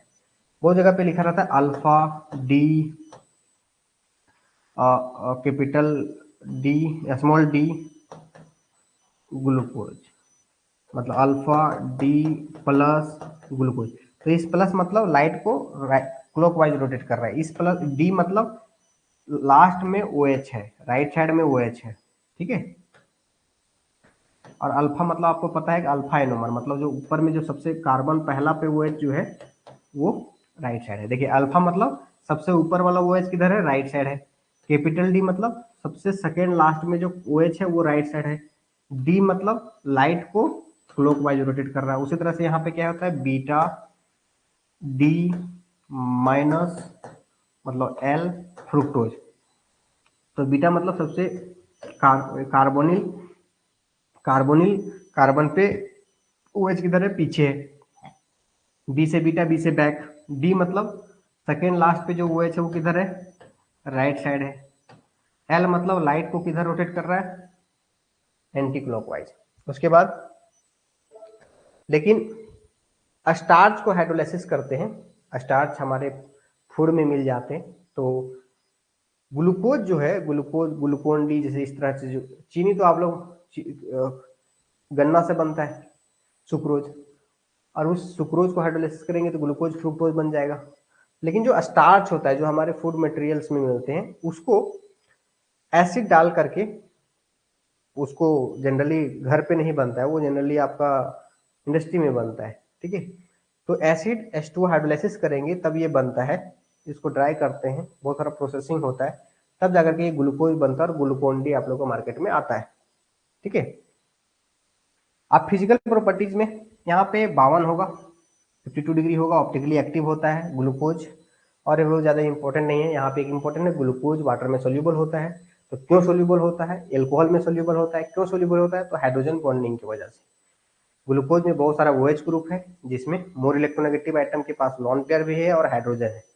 तो जिस कंपाउंड के में मोर इलेक्ट्रोनेगेटिव के पास इलेक्ट्रॉन होता है, मोर इलेक्ट्रोनेगेटिव एटम के पास इलेक्ट्रॉन होता है या तो हाइड्रोजन होता है, वो हाइड्रोजन बॉन्डिंग बनाता है। जैसे अगर क्वेश्चन पूछेगा कोई कि हम फोन पे कैसे बात कर सकते हैं किसी से, मेरे पास फोन होना चाहिए और उस फोन में बैलेंस होना चाहिए इनकमिंग का आउटगोइंग का।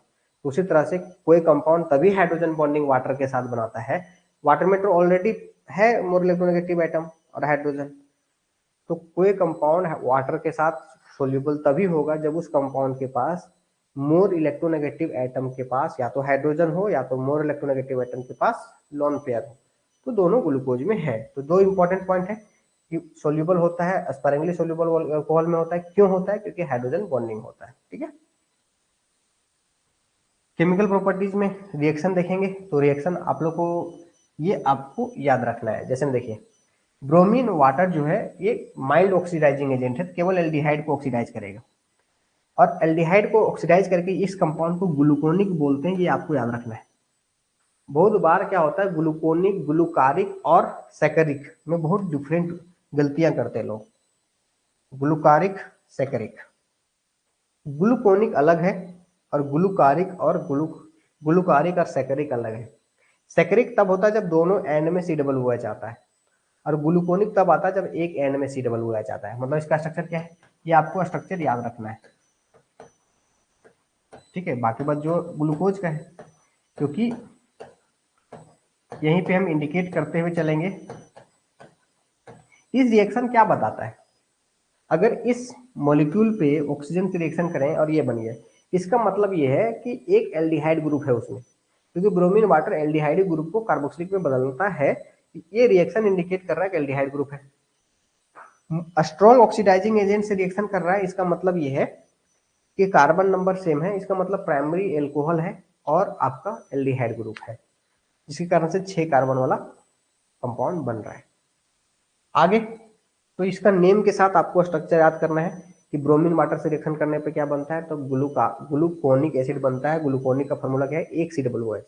और ग्लूकारिक और सैकरिक का मतलब दो कार्बोक्सिलिक एसिड और वो H2HNO3 कॉन्सेंट्रेटेड HNO3 से रिएक्शन करके बनता है। ये आपको थोड़ा सा प्रैक्टिस करना है। उसके बाद माइल्ड ऑक्सीडाइजिंग एजेंट जो होता है, वो माइल्ड ऑक्सीडाइजिंग एजेंट और कुछ होता है। क्या होता है? Mild oxidising agent Tollens reagent को बोलते हैं और फेलिंग सॉल्यूशन को भी बोलते हैं।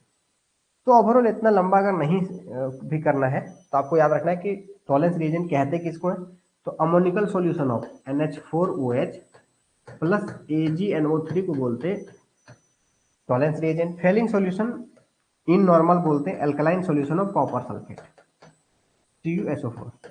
ये दोनों आपस में रिएक्शन करने के लिए जो मॉलिक्यूल निकालता है वो Ag2O निकालता है और ये दोनों से जो रिएक्शन करने के लिए मॉलिक्यूल निकलता है वो CO निकलता है। जैसे कि मैं एक इंसान हूं, मैं लड़ाई करने के लिए अलग रूप लेंगे, या तो हम तलवार निकालेंगे, कोई लड़ाई करने के लिए बंदूक निकालता है, कोई लड़ाई करने के लिए डंडा निकालता है, कोई लड़ाई करने के लिए पत्थर उठाता है। तो वो आपको याद रखना है कि सामने वाला कैसा रूप लेता है, उसी अनुसार से आप डिफेंस का तैयारी करोगे। तो आपको याद रखना, कम से कम इतना याद रखना होता है कि Tollens reagent ammoniacal solution of silver nitrate का कंपाउंड होता है, जिसका रिएक्टिव फॉर्म Ag2O होता है और फेलिंग सॉल्यूशन का जो फॉर्मूला है वो alkaline solution of copper sulphate होता है, जिसका रिएक्टिव फॉर्म क्यूप्रिक ऑक्साइड होता है। तो देखिए एक्स का एक रिएक्ट, अब कैसे कैसे Ag2O बना, ये ओवरऑल है, ये दोनों रिएक्शन किया ये बना और ये रिएक्शन किया ये बना। इसका रिएक्टिव मतलब रिएक्टिव फॉर्म ये है, यही आएगा रिएक्शन करने के लिए और ये ऑक्सीजन इसको देगा। तो C डबल बॉन्ड O और ये जो H है इसके बीच में O आ गया तो COOH हो गया और ये Ag निकल जाएगा, सिल्वर मिरर। उसी तरह से ये CuO क्या करेगा, इस एक ऑक्सीजन को दे देगा तो COOH हो जाएगा और क्या बचा, एक CuO बचा और एक Cu बचा, क्योंकि एक ऑक्सीजन चला गया तो क्या बचा Cu2O जो कि रेड PPT बनेगा। तो टॉलेंस रिएजेंट से भी आपका ग्लूकोज और फ्रुक्टोज दोनों रिएक्शन करता है। अभी ग्लूकोज का पढ़ रहे, ग्लूकोज रिएक्शन करेगा तो आपको कार्बोक्सिलिक मतलब ग्लूकोनिक एसिड बनेगा और सिल्वर मेटल बनेगा। और ये ग्लूकोनिक एसिड बनेगा और रेड पीपीटी क्यूप्रस ऑक्साइड का बनेगा। कभी कभी क्वेश्चन पूछा था टॉलरेंस रिएजेंट का रिएक्टिव फॉर्म क्या है, तो Ag2O। फेलिंग सॉल्यूशन का रिएक्टिव फॉर्म क्या है, तो Cu वो क्यूप्रिक ऑक्साइड जो कि क्यूप्रस ऑक्साइड में बदल जाता है, ठीक है, रिएक्शन करने के बाद। तो ये वो ऑक्सीडेशन, ठीक है। आगे आगे देखेंगे रिडक्शन। तो आपको ये याद रखना है कि सोडियम अमलगम जो है वाटर के साथ रिएक्शन करता है, तो आपको ये इसको रिडक्शन कर देगा, किसी को और को रिडक्शन नहीं करेगा। रिडक्शन मतलब क्या होता है, C डबल बॉन्ड OH।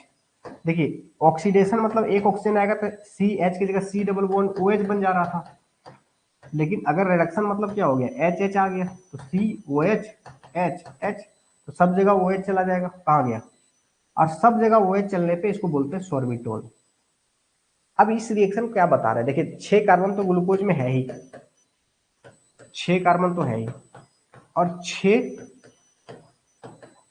मतलब यहाँ पे ये रिडक्शन भी हो गया, ये भी इंडिकेट कर रहा है कि आपका कार्बोनिल कंपाउंड है जिसका रिडक्शन होके OH बन गया। आगे देखेंगे, अब ये रेड फास्फोरस प्लस ये बहुत स्ट्रॉन्ग ऑक्सीडाइज रिड्यूसिंग एजेंट होता है, और ये HI प्लस P रिएक्शन करता है और PI3 बनता है, और ये हाइड्रोजन निकालते जाता है, नेसेंट हाइड्रोजन, और ये हाइड्रोजन जितना भी पोलर बॉन्ड है ना उसको तोड़ तोड़ के H कर देगा। जैसे मान लीजिए कि ऐसे समझिए कि यहाँ पे CH2 है, ये OH है, ये OH है, ये OH है, ये OH है, और इस तरह से ये OH है, तो ये पोलर बॉन्ड सी है, वो पोलर बॉन्ड है, इसको तोड़ के H कर देगा, इधर भी H कर देगा, इधर भी H कर देगा, मतलब दोनों तरफ H, इधर भी H है तो H2O निकलते जाएगा, सब जगह H आ जाएगा। जितना भी पोलर बॉन्ड है ये सभी का पोलर बॉन्ड को तोड़ करके रेड फास्फोरस प्लस आई, जितना भी कंपाउंड है, एल्कोहल फेनॉल ईथर, जितना भी कंपाउंड है, हेलो एल्केन, कुछ भी कंपाउंड, उसको सब पोलर मतलब सब इलेक्ट्रोनेगेटिव एटम को हटा करके हाइड्रोजन आ जाता है, क्योंकि नेसेंट हाइड्रोजन बनता है वो बहुत रिएक्टिव होता है। H प्लस नहीं बन रहा है, H माइनस नहीं बन रहा है, नेसेंट हाइड्रोजन बन रहा है, और ये नेसेंट हाइड्रोजन बहुत रिएक्टिव होने के कारण जितना भी पोलर बॉन्ड होता है उसको तोड़ करके HH लगा देता है, तो 6 कार्बन का N हेक्सेन बनाता है। ये बहुत लेस इंपॉर्टेंट है, N हेक्सेन बनाता है। ये रिएक्शन इंडिकेट करता है कि कार्बन जो ग्लूकोज में 6 कार्बन हो सीधा सीधी है, हेक्सेन बना, और हेक्सेन बना मतलब स्टेट है, 6 कार्बन ग्लूकोज में पहले पता था कि C6 होता है, H12 होता है, वो 6 होता है, तो इसका मतलब क्या है कि 6 होता है। तो क्वेश्चन पूछा जा सकता है ये रिएक्शन क्या रेफरेंस शो करता है, तो ये रिएक्शन रेफरेंस शो करता है कि ग्लूकोज में जो 6 कार्बन है वो सीधा है, स्टेट है, कहीं ब्रांचिंग नहीं है ग्लूकोज में, है ना। जो ऑक्सीडेशन वाला रिएक्शन वो क्या रेफरेंस शो कर रहा था कि उसमें ब्रोमीन वाटर वाला वो कि उसमें एल्डिहाइड ग्रुप है। HNO3 वाला क्या शो कर रहा था कि एक प्राइमरी एल्कोहल है और एक आपका एल्डिहाइड ग्रुप है, ठीक है। आगे अब HCN से रिएक्शन कर रहा है, तो आपको पता है कि HCN जो है एडिशन रिएक्शन शो करता है, यहाँ पे CN आएगा और यहाँ पे H आएगा, तो साइनोहाइड्रिन बनेगा, और ये भी रिप्रेजेंट कर रहा है एल्डिहाइड, ये भी रिएक्शन कर रहा है एल्डिहाइड। आपको पता है कि C डबल बॉन्ड O और H NH2OH, ये रिएक्शन करेगा क्या बनेगा, C डबल बॉन्ड N, यहाँ पे OH और यहाँ पे H, ठीक है। ऑक्जाइम बनेगा ग्लूकोज ऑक्जाइम, ये भी रिप्रेजेंट कर रहा है क्योंकि ये भी एल्डिहाइड का रिएक्शन है, ये भी रिप्रेजेंट कर रहा है एल्डिहाइड ग्रुप है उसमें। आगे देखेंगे ये है CH3 एस्ट्रिफिकेशन रिएक्शन, ये सब OCOCH3, और आपको पता है कि जैसे मान लो कि एक यहाँ पे OH ग्रुप है, एक एग्जांपल ले रहे हैं, तो OH क्या करेगा, ये OH इस पे अटैक करेगा, ये निकल जाएगा, और ये हाइड्रोजन इसके साथ चला जाएगा, तो क्या हो गया OCOCH3। तो देखिए OCOCH3 कितना बार है, 4 बार है, तो 4 बार आएगा, और इस OH के पास भी आएगा, 5 बार आया, तो इसका 5 मोल खपत हो रहा है, इसका मतलब इस कंपाउंड में 5 OH है। एक तो पता चल ही जा रहा था, ये देखो एक तो पता चल गया था कि एक CHO है, और ये भी पता चल गया था 5 कार्बन है, और बचा 5 कार्बन सीधा है ना, 5 कार्बन सीधा है, और 5 OH है, तो एक कार्बन पे 2 OH तो रहता नहीं है, एक कार्बन पे 2 OH रहता नहीं है, तो 5 OH है मतलब पांचों जगह पे, 5 है मतलब पांचों जगह पे, इतना स्ट्रक्चर पता चल गया था, ठीक है। और आगे मेन यहां तक रिएक्शन इंपॉर्टेंट है, जो कि स्ट्रक्चर पता चल जाता है कि ग्लूकोज का कि एल्डिहाइड है और 5 OH है तो 5 कार्बन पे OH है। आपको ये समझना है, फिर से मैं ओवरऑल रिएक्शन की बात कर रहा हूँ। देखिए आपको याद रखना है कि ब्रोमीन वाटर से ग्लूकोनिक एसिड बनता है, ग्लूकोनिक एसिड मतलब एक COOH। आपका HNO3 से आपका 2 COOH वाला ग्रुप बनता है जिसको बोलते हैं ग्लूकारिक एसिड, सैकरिक एसिड। तीसरा आपको याद रखना है कि टॉलेंस रिएजेंट और फेलिंग रिएजेंट से भी आपका ग्लूकोनिक बनता है, ग्लूकोनिक एसिड, ग्लूकोनिक एसिड। तीसरा आपको याद रखना है कि सोडियम अमलगम से रिएक्शन करने पे सोर्बिटोल बनता है, सोर्बिटोल बनता है। रेड फास्फोरस प्लस HI डालने से नॉर्मल हेक्सेन बनता है, ठीक है। और एसिटिक अनहाइड्राइड डालने से 5 मोल का कंजप्शन होता है, पेंटा ग्लूकोज पेंटा एसिटेट बनता है, पेंटा एसिटेट। और ये रिप्रेजेंट करता है कि उसमें 5 OH ग्रुप है और 5 अलग अलग कार्बन पे है, ठीक है। उसके बाद ये थोड़ा सा अभी तुरंत नहीं समझ में आएगा, थोड़ा सा इसका साइक्लिक फॉर्म, ग्लूकोज का जो साइक्लिक फॉर्म था, जैसे मान लीजिए ग्लूकोज का एक साइक्लिक फॉर्म हम बनाए थे ऐसे, थोड़ा सा इसको बना ही देते हैं क्योंकि एक समझाएंगे तो आगे समझ में आएगा, अदरवाइज नहीं समझ आएंगे। देखिए ग्लूकोज का साइक्लिक फॉर्म हम बनाए थे कि ऐसा होता है और ऐसा होता है और ये OH होता है और ये H होता है, बाकी बात जैसा था OH H H OH OH H OH H ऐसा। तो ये जो HOCH3 जो है ना, HOCH3, तो ये H2O निकल जाता है और ये रिएक्शन करता है, तो इसको बोलते हैं ग्लाइकोसाइड। क्यों ग्लाइकोसाइड बोलते हैं, देखिए यहाँ पे ध्यान से समझिए, इसी को थोड़ा सा मिटा करके हम यहीं पे लिख दे रहे हैं, ठीक है। देखिए यहाँ पे क्या है, यहाँ पे भी इंपॉर्टेंट चीज है OCH3, ठीक है। और ये ग्लाइकोसाइड, ग्लाइकोसाइड कब बोलते हैं, ग्लाइकोसाइड कब बोलते हैं, देखिए ग्लाइकोसाइड का पहचान समझिए, कब होता है ग्लाइकोसाइड, जब किसी सब कार्बन पे जाइए जहां पे जिस कार्बन से 2 ऑक्सीजन जुड़ा हुआ है वहां पे रुकिए आप, इस कार्बन से केवल एक ऑक्सीजन, इस कार्बन से केवल एक ऑक्सीजन, इस कार्बन से केवल एक ऑक्सीजन, इस कार्बन से केवल ऑक्सीजन, इस कार्बन से केवल ऑक्सीजन, इस कार्बन से केवल, लेकिन इस कार्बन से देखिए 2 ऑक्सीजन जुड़ा हुआ है, एक ऑक्सीजन इधर से और एक इधर उधर इधर से, और ये दोनों ऑक्सीजन, ये भी ऑक्सीजन और ये भी ऑक्सीजन, उसके आगे देखिए ऑक्सीजन के बाद कार्बन और ऑक्सीजन के बाद कार्बन, जब इस केस में आता है उसको बोलते हैं ग्लाइकोसाइड। एक कार्बन पे 2 ऑक्सीजन होता है, उस कार्बन को बोलते हैं एनोमेरिक कार्बन, एनोमेरिक कार्बन। और वो दोनों ऑक्सीजन अगर कार्बन से जुड़ा हुआ है तो उसको बोलते हैं ग्लाइकोसाइड, ग्लाइकोसिडिक लिंकेज, ग्लाइकोसाइड।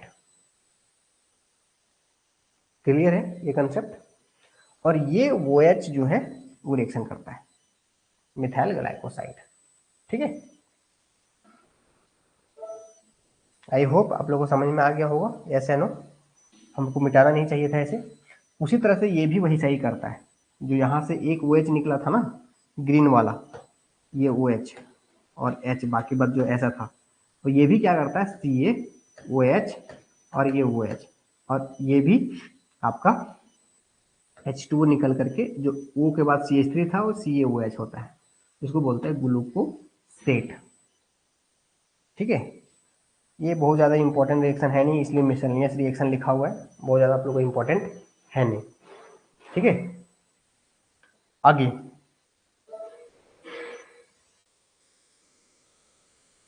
ये थोड़ा सा फर्मेंटेशन कह के इंपॉर्टेंट है कि ग्लूकोज को जाइमेज एंजाइम डालते हैं तो इथाइल अल्कोहल बनता है, ठीक है। देखते होंगे बियर उयर जो बनता है ना, सड़ा हुआ फल से बनाता है ना। एल्कोहल किससे बनता है, महुआ से बनता है ना। तो अगर उसमें जाइमेज एंजाइम यूज करके अगर उसको फर्मेंटेशन करेंगे तो ग्लूकोज जो है इथाइल अल्कोहल। अब मिसलियस रिएक्शन इसलिए इसमें है कि इसमें बहुत ज्यादा मैकेनिज्म फॉलो नहीं हो रहा है, बस एंजाइम के चलते रिएक्शन हो जा रहा है, ये नहीं कि प्लस माइनस देख रहा है, ऐसा कोई रिएक्शन मैकेनिज्म नहीं है ऊपर वाला जैसा कि H2O निकल रहा है, बस ये टूट के ऐसा बन जा रहा है, एल्कोहल रीअरेंज हो जा रहा है ऑटोमेटिक, इसलिए मिसलिनियस रिएक्शन यहाँ पे बहुत ज़्यादा मैकेनिज्म को फॉलो नहीं किया जा रहा है। तो ये था आपका ग्लूकोज का ओवरऑल रिएक्शन। ठीक है, एल्कलीज के साथ बहुत ज़्यादा इंपॉर्टेंट नहीं है, लेकिन पर भी आपको हम समझा रहे हैं कि क्या है ये रिएक्शन ग्लूकोज का था। यहाँ पे अल्कलीज कहने का मतलब ये है कि अगर स्ट्रॉन्ग सोडियम हाइड्रोक्साइड सॉल्यूशन से ग्लूकोज को अगर रिएक्शन करते तो ब्राउन रेजिनस प्रोडक्ट बनता है। ये ज़्यादा स्ट्रॉन्ग वाला इंपॉर्टेंट नहीं, डाइल्यूट वाला इंपॉर्टेंट है। क्यों इंपॉर्टेंट है? देखिए, डी ग्लूकोज, डी मैनोज और फ्रुक्टोज ये है। तो अगर डाइल्यूट से रिएक्शन करते हैं जैसे ग्लूकोज, तो ये क्या करता है, देखिए कि ये जो है ये वाला यहाँ जाएगा और ये वाला यहाँ जाएगा, ऐसा बन जाएगा इनोल डायोल। अब ये मैनो से भी बन सकता है ना, देखिए मैनो से ऐसे जाएगा और ये ऐसे जाएगा, तो ये भी बन सकता है यहाँ से। अब ये फ्रुक्टोज से भी बन सकता है, क्यों? क्योंकि यहाँ पे जो हाइड्रोजन है वो ऐसे जाएगा और ये ऐसे जाएगा, तो ये यहाँ से भी यहाँ गया, यहाँ से यहाँ गया, यहाँ से यहाँ गया। अब ये एक प्लेन में आ गया, देखिए ये प्लेन में आ गया ऐसे, तो आप यहाँ से जहाँ आप जाना चाहे वहां चला जा सकता है। तो डाइल्यूट अल्कलीज ग्लूकोज में डालने से ये इनोल डायोल बनता है और यहाँ से फिर फ्रुक्टोज भी बनता है, मैनोज भी बनता है। और ये प्योर फॉर्म में नहीं बन सकता, ये मिक्सचर बन जाता है, प्योर फॉर्म में नहीं बनता, मिक्सचर बन जाता है। ठीक है, तो आप जैसे मैं हम बता रहे थे ना कि फेलिंग सॉल्यूशन जो है, जैसे कीटोन जो है आप जनरली पढ़ते होंगे, कीटोन आपका फेलिंग सॉल्यूशन टेस्ट नहीं देगा, टॉलरेंस टेस्ट नहीं देगा, लेकिन कीटोन यहाँ वाला दे रहा है। यहाँ वाला क्यों दे रहा है? क्योंकि CH2OH होने के कारण ये पहले इनोल डायोल बनेगा और ये इधर कन्वर्ट हो जाएगा, ये इन डायोल बनेगा और ये इधर कन्वर्ट हो जाएगा। इसका मतलब ये एल्डिहाइड में कन्वर्ट हो जाएगा। मतलब जैसे ही इसमें वाटर डालेंगे, सॉल्यूशन डालेंगे, फेलिंग टॉलरेंस सॉल्यूशन, इसका कुछ पोर्शन जो है वो बदल जाएगा आपका एल्डिहाइड ग्रुप में, एल्डिहाइडो ग्रुप में बदल जाएगा, जिसके कारण से ये टॉलरेंस टेस्ट और फेलिंग सॉल्यूशन टेस्ट देता है। तो यहाँ से क्वेश्चन क्या बन सकता है कि फ्रुक्टोज में कीटोनिक ग्रुप होने के बावजूद भी वो क्यों आपका टॉलरेंस टेस्ट और फेलिंग सॉल्यूशन टेस्ट देता है? तो आपको इसमें आंसर देना है कि वो इसलिए देता है क्योंकि वो इनोल टॉटोमेरिज्म होने के कारण वो कुछ उसका एल्डिहाइड ग्रुप में कन्वर्ट हो जाता है, एल्डिहाइड ग्रुप में कन्वर्ट हो जाता है, जिसके कारण वो आपका टॉलरेंस सॉल्यूशन टेस्ट भी देता है और फेलिंग सॉल्यूशन टेस्ट भी देता है। तो इस तरह से ग्लूकोज का रिएक्शन जो था वो सारा आपका कंप्लीट हो गया। मैं फिर से एक बार बोल देता हूँ, आपको याद रखना है ये चीजें कि आपका ग्लूकोज जो है वो ब्रोमीन वाटर से रिएक्शन करने पे ग्लूकोनिक एसिड बनता है, मतलब एक carboxylic acid. Concentrated HNO3 reaction करने से ग्लूकारिक एसिड मतलब सैकरिक एसिड बनता है, दो कार्बोक्सिलिक एसिड। वो रिप्रेजेंट करता है प्राइमरी एल्कोहल और एल्डिहाइड को। आपका फेलिंग सॉल्यूशन और टॉलेस रिएजेंट भी रिएक्शन करके बनाता है gluconic acid. Sodium amalgam reaction करने से बनाता है सोर्बिटोल, मतलब सब जगह पे OH।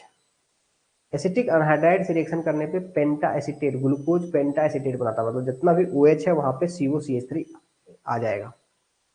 ठीक है, उसके बाद आपका मिथाइल एल्कोहल से रिएक्शन करने पे ग्लाइकोसाइड बनाएगा, जो कि साइक्लिक फॉर्म में हम बताए थे। ठीक है, उसके बाद red phosphorus plus HI reaction करने पे नॉर्मल हेक्सेन बनेगा, और अल्कलीज डाइल्यूट NaOH डालने से आपका एक इन डायोल बनेगा, जिससे कि मैनोज और फ्रुक्टोज और ग्लूकोज तीनों एक दूसरे में कन्वर्ट होता रहेगा। वही चीज ये रिप्रेजेंट कर रहा है कि स्ट्रक्चर ऑफ ग्लूकोज क्या है। तो उसका फार्मूला आपको पता है, C6H12, जो रिएक्शन ऊपर बताए उसी को एक समरी में यहाँ पे इसका ये रिप्रेजेंट कर रहा है कि 6 कार्बन है। अगर पेंटा एसीटेट बन रहा है इसका मतलब 5 OH है ना। ग्लूकोज हाइड्रोक्सिल एमीन से रिएक्शन कर रहा है, कहने का मतलब एल्डिहाइड है। ऑक्सीडेशन कर रहा है ब्रोमीन वाटर से, कहने का मतलब एल्डिहाइड है। Catalytic radiation glucose with hexahydride alcohol, मतलब सोर्बिटोल बन रहा है, कहने का मतलब है एल्डिहाइड है। ग्लूकोनिक एसिड बन रहा है नाइट्रिक एसिड से, इसका मतलब प्राइमरी एल्कोहल, और ये इस अनुसार वो स्टेबल है, स्टेबल कंपाउंड है, मतलब एक कार्बन पे 2 OH नहीं है, सभी कार्बन अलग अलग कार्बन पे OH है, इसका मतलब उसका स्ट्रक्चर इस तरह से होगा। ये ओवरऑल रिप्रेजेंटेशन पूछा है। तो ओवरऑल केमिकल प्रॉपर्टीज से तीन तरह से क्वेश्चन है, या तो डायरेक्ट केमिकल रिएक्शन दे देगा, या तो कंपाउंड का स्ट्रक्चर पूछ देगा, सोर्बिटोल का स्ट्रक्चर क्या है, ग्लूकोनिक एसिड क्या है, ये क्या है। तीसरा कि इस रिएक्शन क्या बताता है, इस रिएक्शन से क्या पता चलता है। ये तीसरा टाइप का क्वेश्चन पूछा जा सकता है, जो कि ग्लूकोज का आपका केमिकल रिएक्शन से पूछा जा सकता है। और ये कंफर्म करता है कि सब अलग अलग जगह OH है, कैसे कन्वर्ट करता है। HiO4 से रिएक्शन करेंगे तो ये टूटेगा, ये टूटेगा, ये टूटेगा और ये टूटेगा और ये टूटेगा, क्योंकि अलग अलग कार्बन पे OH वो ग्रुप होने पे क्या करता है, इसको भी कार्बोक्सिलिक, इसको भी कार्बोक्सिलिक में बदल देगा।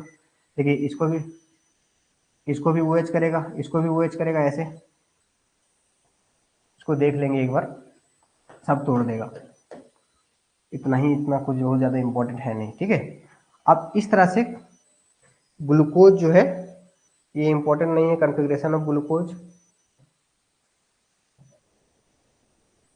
Cyclic structure of D glucose आप लोगों को पहले बता चुके हैं, ये म्यूटा रोटेशन कैसे कैसे होता है। 111 19 साइक्लिक स्ट्रक्चर दो, साइक्लिक स्ट्रक्चर ग्लूकोज का 2 फॉर्म में होता है, alpha D glucose, beta D glucose. Alpha glucose का ऑप्टिकल रोटेशन होता है 111 डिग्री और बीटा का होता है 19.2 डिग्री। और जब दोनों को पानी में डालते हैं, या तो इसको अगर अल्फा डी ग्लूकोज को पानी डालेंगे तो इसका घट करके आ जाएगा 52 डिग्री पे, अगर इसको पानी में डालेंगे तो इसका बढ़ करके आ जाएगा 52 डिग्री पे, मतलब ये इक्विलिब्रियम मेंटेन करेगा, ठीक है। और ये मिथाइल मिथाइल जो साइक्लिक फॉर्म में ही हम बताए थे कि मिथाइल अल्कोहल से रिएक्शन करने पे ग्लाइकोसाइड बनेगा। ग्लाइकोसाइड का पहचान होता है कि एक वह कार्बन, कार्बोनिल कार्बन जहां से 2 ऑक्सीजन है, इसका मतलब वो कार्बोनिल कार्बन है, और वहां से दोनों ऑक्सीजन अगर कार्बन से जुड़ा हुआ है, इसका मतलब ग्लाइकोसाइड का पहचान होता है, ठीक है। साइक्लिक स्ट्रक्चर ऑफ ग्लूकोज के बारे में हम डिस्कस कर चुके हैं, ये बता चुके हैं कि ये अल्फा डी ग्लूकोज है, ये बीटा डी ग्लूकोज है। बीटा मतलब OH पीछे, अल्फा मतलब OH आगे, ठीक है। हार्वर्थ प्रोजेक्शन में एक चीज ध्यान से देखिएगा, अगर ये साइक्लिक स्ट्रक्चर आपको पता है तो ये स्ट्रक्चर अपने आप होगा। जो राइट है ना, राइट साइड, उसको इस पे नीचे लिखना है। जिसमें देखो OH राइट है तो नीचे, OH राइट है तो नीचे, H राइट है तो H नीचे, OH राइट है तो OH नीचे। बाकी बात यहाँ HCH2OH है, यहाँ पे कोई राइट उठ है ही नहीं, तो उसमें छोटा वाला नीचे, ऊपर वाला बड़ा। उसी तरह से देखो H राइट है तो H नीचे, OH राइट है तो OH नीचे, H राइट है तो H नीचे, OH राइट है तो OH नीचे, और ये बाकी बात HCH2। और ये स्ट्रक्चर सेम वही है जो ओपन स्ट्रक्चर था, ये स्ट्रक्चर सेम वही है जो ओपन स्ट्रक्चर था, ठीक है। ये आप लोगों को बस डिटेल इसलिए बता दे रहे हैं, बस हमें काम है कि बताना। ओवरऑल जो क्वेश्चन पूछे जाने वाले हैं आप लोगों का, वो पहले ही लेक्चर का पहले ही में बता चुके हैं हम आपको कि क्या क्या पूछे, इनांशियोमर, एनोमर, मीटर रोटेशन, ये सारा चीज, इन्वर्जन, सारा चीज पहले बता चुके हैं, ठीक है। केवल एक औसत इन्फॉर्मेशन छूट गया पहले, जो कि आप बताएंगे, ठीक है। बाकी बात आगे देखेंगे। फ्रुक्टोज है, फ्रुक्टोज का वही है, ये कैसा है, लेवो रोटेटरी, ये लाइट के डायरेक्शन को लेफ्ट साइड में रोटेट करता है, ठीक है। लेवो रोटेटरी है, माइनस इसका एक्चुअली जो होता है 92 में होता है, 92 डिग्री के आसपास होता है, ठीक है। और ये जो होता है लेवो रोटेटरी होता है। बाकी बात ये स्प्रेंगली सोल्यूबल होता है अल्कोहल में, वाटर में, क्यों, same reason hydrogen bonding. Glucose कैसा होता है, डेक्स्ट्रो रोटेटरी होता है, मतलब राइट साइड रोटेट करता है। सेम रिएक्शन HCN से करेगा तो CO के पास रिएक्शन करने आएगा, हाइड्रोक्सिलेमिन यही करेगा, ठीक है। ये भी यही करेगा, मतलब रिडक्शन अगर जब करेगा सोडियम अमलगम से, तो क्या करेगा, एल्कोहल बना देगा, इसको बोलते हैं, इसको सोर्बिटोल बोलते हैं। जब एक तरफ OH आएगा, मतलब इधर OH आएगा सोर्बिटोल, क्योंकि ग्लूकोज में इधर OH था सोर्बिटोल, और इधर OH है तो मेनिटोल। ये सब स्ट्रक्चर याद रखना है जो डिफरेंट डिफरेंट है। ऑक्सीडेशन करेंगे तो वही, ठीक है। ऑक्सीडेशन करेंगे, यहाँ पे क्या होगा कि माइल्ड ऑक्सीडाइजिंग एजेंट से रिएक्शन नहीं करेगा, क्योंकि कीटोन है, तो स्ट्रॉन्ग से करेगा। तो स्ट्रॉन्ग से करेगा तो क्या होगा, देखिए इस या तो यहाँ टूटेगा या तो यहाँ टूटेगा। अगर यहाँ पे टूटता है ऊपर में, अगर यहाँ पे ऊपर टूटता है ऊपर, तो क्या बनेगा, COOH, क्योंकि एक COOH बनेगा, फिर क्या बनेगा, CH2 COOH, मतलब यहाँ पे COOH, ऐसा समझिए सीधा सीधी। देखिए ये कीटोन जो है या तो यहाँ पे डिसोसिएट होगा, यहाँ तो यहाँ तो डिसोसिएट होगा। अगर मान लीजिए यहाँ पे डिसोसिएट हो रहा है तो क्या बनेगा, COOH, CHOH का होल थ्राइस, तो होल थ्राइस, उसके बाद ये COOH में कन्वर्ट हो जाएगा, COOH में कन्वर्ट हो गया। क्या तो यहाँ टूटा तब की बात है, ऐसा है। लेकिन अगर मान लीजिए कि यहाँ पे टूट रहा है, तो यहाँ पे टूट रहा है, क्या बनेगा, COOH, क्योंकि ऑक्सीडेशन है ना। तो ऑक्सीडेशन मतलब क्या है, जैसे मान लीजिए OH है, H है, अब स्ट्रॉन्ग ऑक्सीडाइजिंग एजेंट है, मतलब इसको भी OH में कन्वर्ट कर दिया, इसको भी OH में कन्वर्ट कर दिया। और H2O निकल गया, क्या बनेगा? C double bond O OH। ये लो, ये चीज आप लोगों को पता ही होगा। स्ट्रॉन्ग ऑक्सीडाइजिंग एजेंट कहने का मतलब होता है कि HO को ऐड करना। और मान लीजिए इधर टूट गया, मतलब इधर OH, इसको भी OH में कन्वर्ट कर दिया, इसको भी OH में कन्वर्ट कर दिया, OH OH H2O निकल गया, C double O OH C double OH। यहाँ हम तोड़ रहे हैं, यहाँ तोड़ रहे हैं मतलब C double OH C double OH। अब बचा गया, इसको भी C double OH C double OH। ये तीन में से दो आपका वैसा का वैसा ही रह जाएगा और एक क्या बदल जाएगा? C double OH। तो इस तरीका से आपका बहुत सारा प्रोडक्ट बनेगा HNO3 के साथ रिएक्शन करने पे। ये भी इंपॉर्टेंट है, ये भी आपको देखना है, ठीक है। जिस लोगों को नहीं समझ में आएगा फिर से समझिए। देखिए इसका ऑक्सीडेशन क्या करेगा, या तो यहाँ टूटेगा, अगर मान लीजिए यहाँ टूटा है क्या बनेगा? C double OH C double OH। ये जैसा कैसा रहेगा? CH का होल थ्राइस, और ये C डबल OH में बदल जाएगा क्योंकि ये टूटेगा तो यहाँ पे OH आ जाएगा, C डबल OH आ जाएगा। अब मान लीजिए कि ये टूटा हुआ हो गया, अब दूसरा पॉसिबिलिटी क्या है कि इधर टूटेगा, इधर टूटेगा क्या होगा? C डबल OH और C डबल OH। ये प्राइमरी एल्कोहल C डबल, जो कि यहाँ पे बहुत स्ट्रॉन्ग है तो इसको नहीं ऑक्सीडाइज किया है, ठीक है, लेकिन ये भी ऑक्सीडाइज होता। एक और प्रोडक्ट बनेगा C डबल OH और C डबल OH ऐसा, ठीक है। और ये भी क्या बनेगा? C डबल OH ऐसा। दूसरा चीज क्या है, दूसरा पॉसिबिलिटी क्या है कि अगर मान लीजिए कि यहाँ टूटा है तो क्या होगा? C डबल, ये C डबल OH, उसके बाद CHOH का होल ट्वाइस, मतलब दो बच जाएगा और एक जो बचेगा, जैसे मान लीजिए कि इसको ऐसे लिख सकते हैं ना, CHOH CHOH CHOH और CH2OH। तो ये C डबल OH में बदल जाएगा, ये C डबल OH में बदल जाएगा, तो दो OH रह जाएगा। तो इस तरह से प्रोडक्ट बनेगा, मिक्सचर ऑफ प्रोडक्ट्स बनता है, आपको ये याद रखना है, ठीक है। Reaction of the alcohol group, ये वही जो जितना OH जगह पे वहां एसिटेट बन जाएगा और कुछ है नहीं, वही ग्लाइकोसाइड बनेगा। एक OH के साथ क्या करेगा? ग्लाइकोसाइड बनेगा, ठीक है। हाइड्रोक्साइड सेम रिएक्शन है, वही चीज यहाँ पे फिर रिप्रेजेंट कर रहा है कि उसका स्ट्रक्चर कैसे कैसे फिक्स है। ये बहुत ज्यादा ये सब क्वेश्चन नहीं पूछा जाएगा। Cyclic structure of D fructose, देखिए यहाँ पे क्या होगा, फ्रुक्टोज का भी वैसा ही है कि ऐसा थोड़ा सा हम बनाते हैं, CH2OH है, CH2OH है, इधर OH है, इधर H है, इधर OH है, इधर H है, इधर H है, इधर OH है, इधर OH डबल बॉन्ड है, ऐसा है। तो ये यहाँ से यहाँ रिंग बनेगा, तो यहाँ रिंग बनने के बाद क्या होगा? OH या तो राइट रहेगा या तो लेफ्ट रहेगा, तो OH या तो राइट रहेगा या तो लेफ्ट रहेगा। अब इसके साथ क्या रहेगा? CH2OH तो आगे रहेगा तो अल्फा डिफ्रुक्टोज और पीछे रहेगा तो बीटा डिफ्रुक्टोज, ठीक है। और आप लोगों को बताए थे कि अगर इसका हवा का स्ट्रक्चर बनाएंगे तो जो राइट रहेगा उसको नीचे लिखो, OH राइट है तो नीचे, H राइट है तो नीचे, OH राइट है तो नीचे, OH राइट है तो नीचे, बाकी बाद ऊपर, ऐसा। अब अगर इस स्ट्रक्चर में पूछे थे कि इसमें एनोमेरिक कार्बन कौन है, कार्बोनिल कार्बन कौन है, तो जिस कार्बन से दो वो जुड़ा हुआ है, इस कार्बन से इधर एक ऑक्सीजन जुड़ा हुआ है और एक इधर ऑक्सीजन, मतलब यही है कार्बोनिल कार्बन। इसमें कार्बोनिल कार्बन किधर है? इधर। हम इसलिए बता रहे हैं क्योंकि स्ट्रक्चर इधर उधर घुमा देता है तो आप लोगों को मिस्टेक होता है। जिस कार्बन से दो ऑक्सीजन जुड़ा हुआ है उसको बोलते हैं कार्बोनिल कार्बन, है ना। चलिए आगे,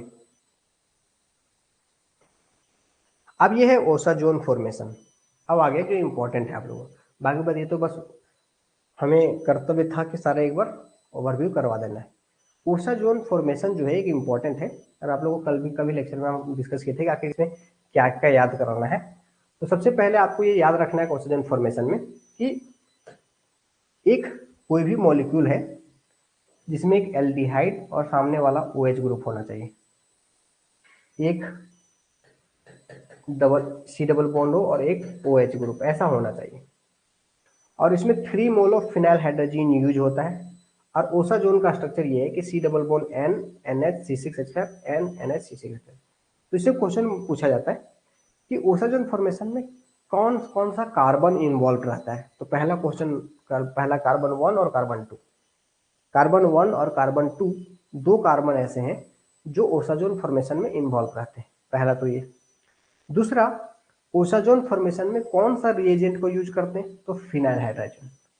कितना यूज करते हैं, तो 3 मोल। इसमें जो प्रोडक्ट बनता है उसमें फिनाइल हाइड्रोजन कितना रहता है, 2 मोल, 1 मोल निकल जाता है। 1 मोल निकल जाता है। इतना ही इंपॉर्टेंट है इसमें। कौन कौन सा कार्बन इन्वॉल्व है? 1 and 2। ठीक है। ओसा जोन फॉर्मेशन के लिए कौन सा रिएजेंट यूज होता है? Phenyl hydrogen. कितना यूज होता है? 3 मोल। कितना रह जाता है? 2 मोल। स्ट्रक्चर आपको ये पता है। तो दो में क्या होना चाहिए? एक कार्बोनिल ग्रुप होना चाहिए और एक पे OH होना चाहिए। तो आपका ग्लूकोज भी देगा ओसा जोन फॉर्मेशन, फ्रुक्टोज भी देगा, मैनोज भी देगा, गैलेक्टोज भी देगा। सब में है ना CH2, सब में C double bond O group. मतलब जितना भी कंपाउंड है सब ओसा जोन बनाएगा। मोनोसैकेराइड्स जितना भी है सब ओसा जोन बनाएगा। तो क्वेश्चन क्या पूछा जाएगा? पूछा जाएगा किसका ओसा जोन सेम है, किसका ओसा जोन डिफरेंट है। तो ग्लूकोज और मैनोज का स्ट्रक्चर 1 और 2 ही जो होता है डिफरेंट होता है, बाकी बात सब सेम होता है। मतलब और ग्लूकोज देखो, ग्लूकोज, मैनोज और फ्रुक्टोज, ये तीनों का स्ट्रक्चर डिफरेंट केवल 1 कार्बन और 2 कार्बन पे है। इसका दूसरा कार्बन पे OH का पोजीशन डिफरेंट है और इसका कीटोन फंक्शनल ग्रुप है। इसका मतलब पहला दूसरा में ही केवल डिफरेंट स्ट्रक्चर है, बाकी बात सब सेम है। इसका मतलब ये तीनों का जो ओसा जोन का स्ट्रक्चर सेम होगा। ग्लूकोज ओसा जोन, फ्रुक्टोज ओसा जोन, मैनोज ओसा जोन। आपसे पूछा जाएगा कि किसका ओसा जोन का स्ट्रक्चर सेम होगा? ग्लूकोज का, मैनोज का, फ्रुक्टोज का, ऑल ऑफ दिस। तो ऑल ऑफ दिस 2 और 3, सॉरी 1 और 2 कार्बन पे ही इसका इन्वॉल्वमेंट होगा ओसा जोन फॉर्मेशन में। उसके अलावा जो जैसा है वैसा ही रहेगा। अगर 3, 4, 5, 6 का अगर स्ट्रक्चर सेम है, 3, 4, 6, 3, 4, 5, 6 का अगर स्ट्रक्चर सेम है मतलब उसका ओसा जोन सेम बनेगा। तो इसका 3, 4, 5, 6, इसका 3, 4, 5, 6, इसका 3, 4, 5, 6 सेम स्ट्रक्चर है मतलब उसका ओसा जोन का स्ट्रक्चर सेम बनेगा। इतना ही आपको याद रखना है। और इन डिटेल अगर मैं बात करूं तो यहाँ पे आप देख सकते हैं कैसे कैसे रिएक्शन करता है। आपको पता है ये C डबल बॉन्ड O है और H है, तो फिनाइल हाइड्रोजन क्या करता है रिएक्शन में? NH2 NH C6H5। तो इसको डिटेल में बता, अगर आप लोग पहले से पता तो डायरेक्ट हम H2O निकाल के बताते हैं कि H2O निकल के ऐसा बनेगा और ये टॉटोमेरिज्म शो करेगा तो ऐसा बन जाएगा। देखो ये यहाँ जाएगा, ये यहाँ जाएगा ऐसा। फिर ये क्या करेगा? इन पे OL है, देखो H है, यहाँ पे टॉटोमेरिज्म शो किया। इसमें देखिए double bond, single bond H, तो ये भी टॉटोमेरिज्म शो करेगा। ये भी इन पे OH है तो ये भी टॉटोमेरिज्म शो करेगा। ये ऐसा यहाँ आएगा और ये ऐसा यहाँ निकलेगा और ये निकल जाएगा, तो ये बच जाएगा। तो ये फिर ये फर्दर जो है 2 मोल से रिएक्शन करेगा। 2 मोल से रिएक्शन करेगा मतलब NH2 NH और C6H5 और फिर NH2 NH C6H5 से रिएक्शन करेगा। रिएक्शन कैसे होगा? देखिए ये NH2, ये जो NH2 है इस पे अटैक करेगा और ये निकल जाएगा। तो इस पे थोड़ा सा रिएक्शन हम समझा दे रहे हैं कैसे कैसे होगा। ठीक है, देखिए NH2 NH C6H5, इसको समझिए कैसे कैसे रिएक्शन होता है। ठीक है, ये न्यूक्लियोफाइल इस पे अटैक करेगा क्योंकि ये भी इलेक्ट्रोफिलिक है, ये भी इलेक्ट्रोफिलिक है। एक पे समझा रहे दूसरे पे अपने समझ में आ जाएगा। तो ये निकल जाएगा तो क्या हो जाएगा? CH NH प्लस 2 प्लस और NH और C6H5 और यहाँ पे क्या हो जाएगा? NH minus. अब ये माइनस ये हाइड्रोजन को ले लेगा तो ये न्यूट्रल हो जाएगा और ये 2 हो जाएगा। अब फिर ये क्या हो जाएगा? NH2 इसका हाइड्रोजन लेके NH3 निकल जाएगा तो क्या हो जाएगा? CH double bond N single bond NH C6H5 ऐसा। मतलब ओवरऑल क्या होता है? ये NH जो होता है इसका H2 निकल लेता है, NH3 बन जाता है। जैसे कि ऊपर देखेंगे कि एक इन शॉर्ट अगर हम बात करें तो इन शॉर्ट में C डबल बॉन्ड O था और यहाँ पे NH2 था, तो ये H2 और वो निकल के क्या हो गया? H2O निकल गया और double C double bond N हो जाता है NHC6H5। उसी तरह से NH2 NC6 H5 ये H2 और NH निकल जाता है, NH3 निकल जाता है, ठीक है। तो वही चीज यहाँ पे देखना है। तो सेम यहाँ पे H2O निकल जाएगा। यहाँ पे देखिए ऐसा कि 3 मोल में 2 मोल, अरे 3 मोल में 2 मोल C डबल बॉन्ड NNHCC बनता है, ये ओसा जोन होता है। तो इतना ही याद रखना है आपको, कुछ भी याद नहीं रखना है। ओसा जोन में बस इतना ही याद रखना है और कुछ याद नहीं रखना है। क्लियर है? ऐसे हम थोड़ा सा रिप्लाई करेंगे।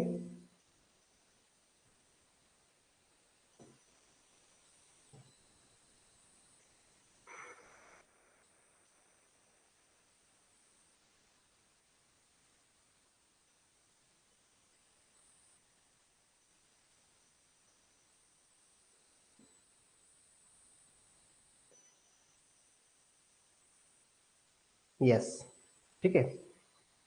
तो जो main interconversion of glucose and fructose, तो देखिए अब 2 पॉइंट आप लोगों का बचा हुआ सिलेबस के अकॉर्डिंग। एक interconversion of glucose and fructose पहला, एंड दूसरा चेन का लंबा करना और चेन का छोटा करना, जो कि एक बहुत छोटा टॉपिक है। अभी हम बता देते हैं दोनों को। टाइम अभी लगता है ज़्यादा लंबा हो गया वीडियो। आप लोग जैसा बताओगे 20 मिनट लगेंगे, 20 to 30 मिनट्स अगर एक्सप्लेन करना है तो। अगर लॉजिक बताना है तो तुरंत खत्म हो जाएंगे। और मैं फिर से बता रहा हूँ कि जो भी इस चैप्टर का क्वेश्चंस है वो पहले ही वाला लॉजिक से ही सारा बनेगा। और अगर आप लोग बोलोगे कि अभी तक में जितना है समरी कर दो, तो ऐसा हम करेंगे, जल्दी से बताएंगे। आगे कंप्लीट करने की तरफ जाएं या 10 मिनट 5 मिनट में समरी करके आज छोड़ दें, नेक्स्ट क्लास में, ठीक है, कल। ओके, तो एक बार केवल बस समरी कर देते हैं, ठीक है, एक बार बस समरी कर देते हैं।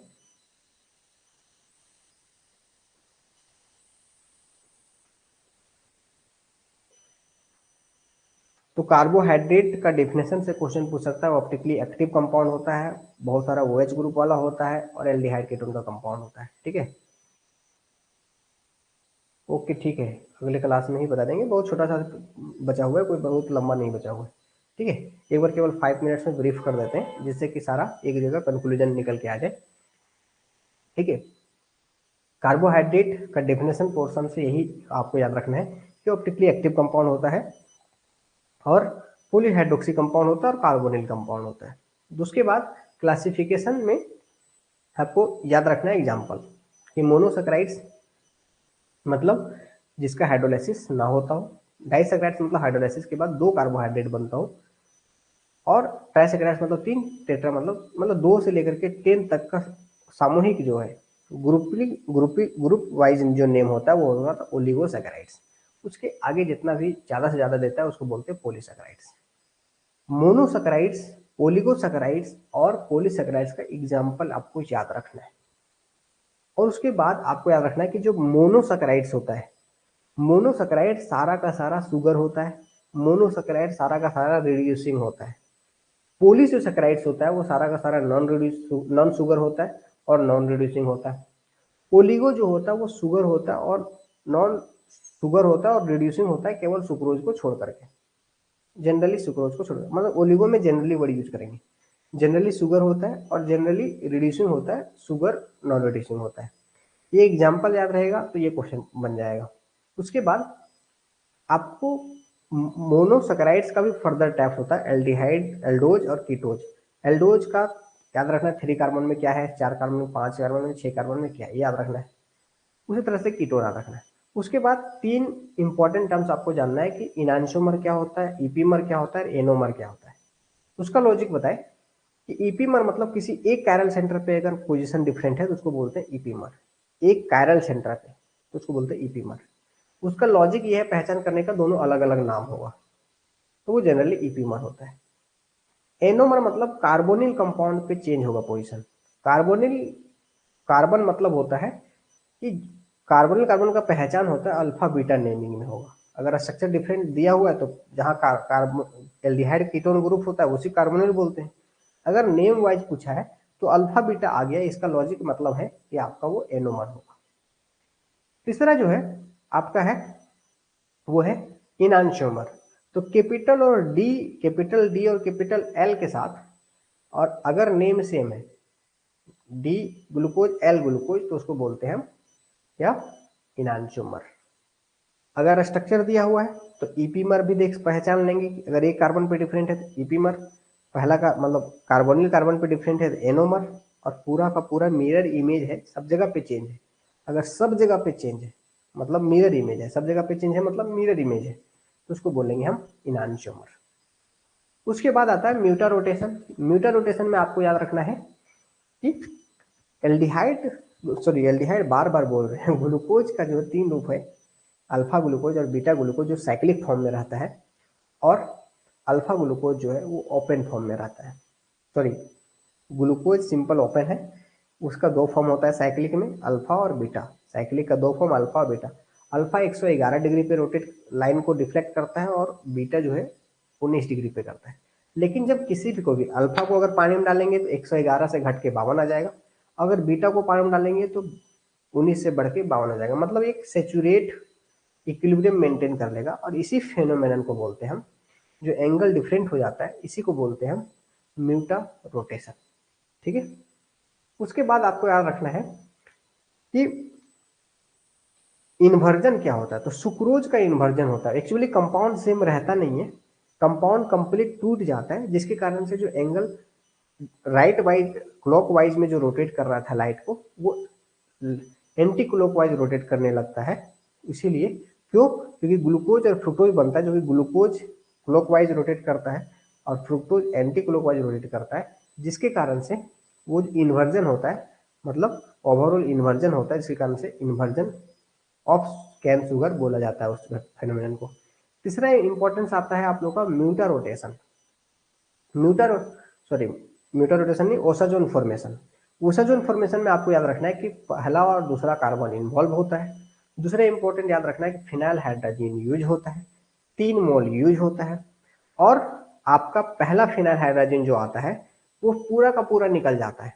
जैसे अगर स्टार लेकर के आया, पहला वाला जो भी लेकर आया, अगर स्टार लेकर आया तो स्टार के साथ बाहर निकलेगा, जो बाद में 2 मॉलिक्यूल आएगा वही आपका फिनाइल हाइड्रोजन 2 मतलब बनेगा, 2 मॉलिक्यूल रहेगा। ठीक है। तो जिस कंपाउंड का तीसरा चौथा पांचवा छठा अगर स्ट्रक्चर सेम होता है, उसका ओसाजोन भी सेम होता है। जिस कंपाउंड का third fourth fifth six carbon का स्ट्रक्चर सेम होता है, उसका ओसाजोन प्रोडक्ट भी सेम होता है।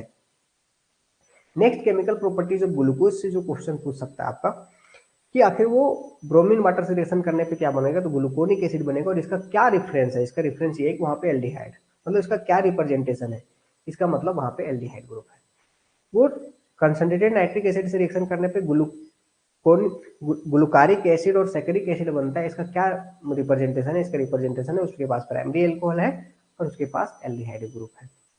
उसका टॉलेंस रिएजेंट फेलिंग रिएजेंट से भी रिएक्शन कर लेता है और ग्लूकोनिक एसिड बनाता है। ठीक है, वो भी क्यों, क्योंकि वो माइल्ड ऑक्सीडाइजिंग एजेंट है, एल्डिहाइड ग्रुप का रिप्रेजेंट करता है। अगर रेड फास्फोरस प्लस HI से रिएक्शन करने पे नॉर्मल हेक्सेन बन जाता है और 2 आयोडो हेक्सेन भी बनता है वो मिक्सचर में, उसको भी थोड़ा सा याद रखना है। इसका रिप्रेजेंटेशन ये होता है कि उसमें 6 कार्बन स्ट्रेट लाइन में सीधा 6 कार्बन है। नेक्स्ट जो आपको याद रखना है कि उसमें जो सोडियम और अमलगम से रिएक्शन करने पे सोर्बिटोल बनता है। सोर्बिटोल मतलब सब जगह पे OH, 6 का 6 कार्बन पे OH। ठीक है। उसके बाद आपको एसिटिक अनहाइड्राइड से रिएक्शन करने पे 5 मोल का पेंटा एसिटेट बनता है, इसका मतलब 5 OH ग्रुप है, और एक कार्बन पे एक 2 OH हो ही नहीं सकता, मतलब 5 कार्बन पे 5 OH है और एक कार्बन पे एल्डिहाइड है। ये सारे रिएक्शन के रेफरेंस से ये स्ट्रक्चर ग्लूकोज का तैयार भी हो जाता है और रिएक्शन आपको पता भी हो जाता है। ठीक है। उसके बाद आपका ये इस चैप्टर में बचा है वो ये बचा है एस्टर फॉर्मेशन, ईथर फॉर्मेशन, जो कि बहुत इंपॉर्टेंट, मतलब बहुत बड़ा नहीं। एस्टर फॉर्मेशन मतलब क्या, एसीटेट जो बना था भाई, जो एसीटेट बना था वो एस्टर नहीं था क्या, एस्टर था। जो ग्लाइकोसाइड बना था वो ईथर नहीं था क्या, ईथर था। तो एक्चुअली ये फिर से एक बार देख ले, मतलब डिस्कस कर लेंगे, ऑलरेडी ये कोई बहुत बड़ा चीज नहीं है। ईथर भी बनाना सीख गए और एस्टर भी बनाना सीख गए, कोई बड़ा बात नहीं। लेकिन जो 2 चीज बचा हुआ है, एक चेन को बड़ा छोटा करना और ग्लूकोज को फ्रुक्टोज में कन्वर्ट करना, ये 2 चीज आप लोग का सिलेबस के अकॉर्डिंग बच गया, जो कि नेक्स्ट क्लास में खत्म करेंगे। और आई होप कि आप लोग को याद भी हो गया होगा और समझ में भी आ गया होगा। तो आज का लेक्चर इतना ही रखते हैं। All the best, good night and thank you इतना पैसेंस रखने के लिए।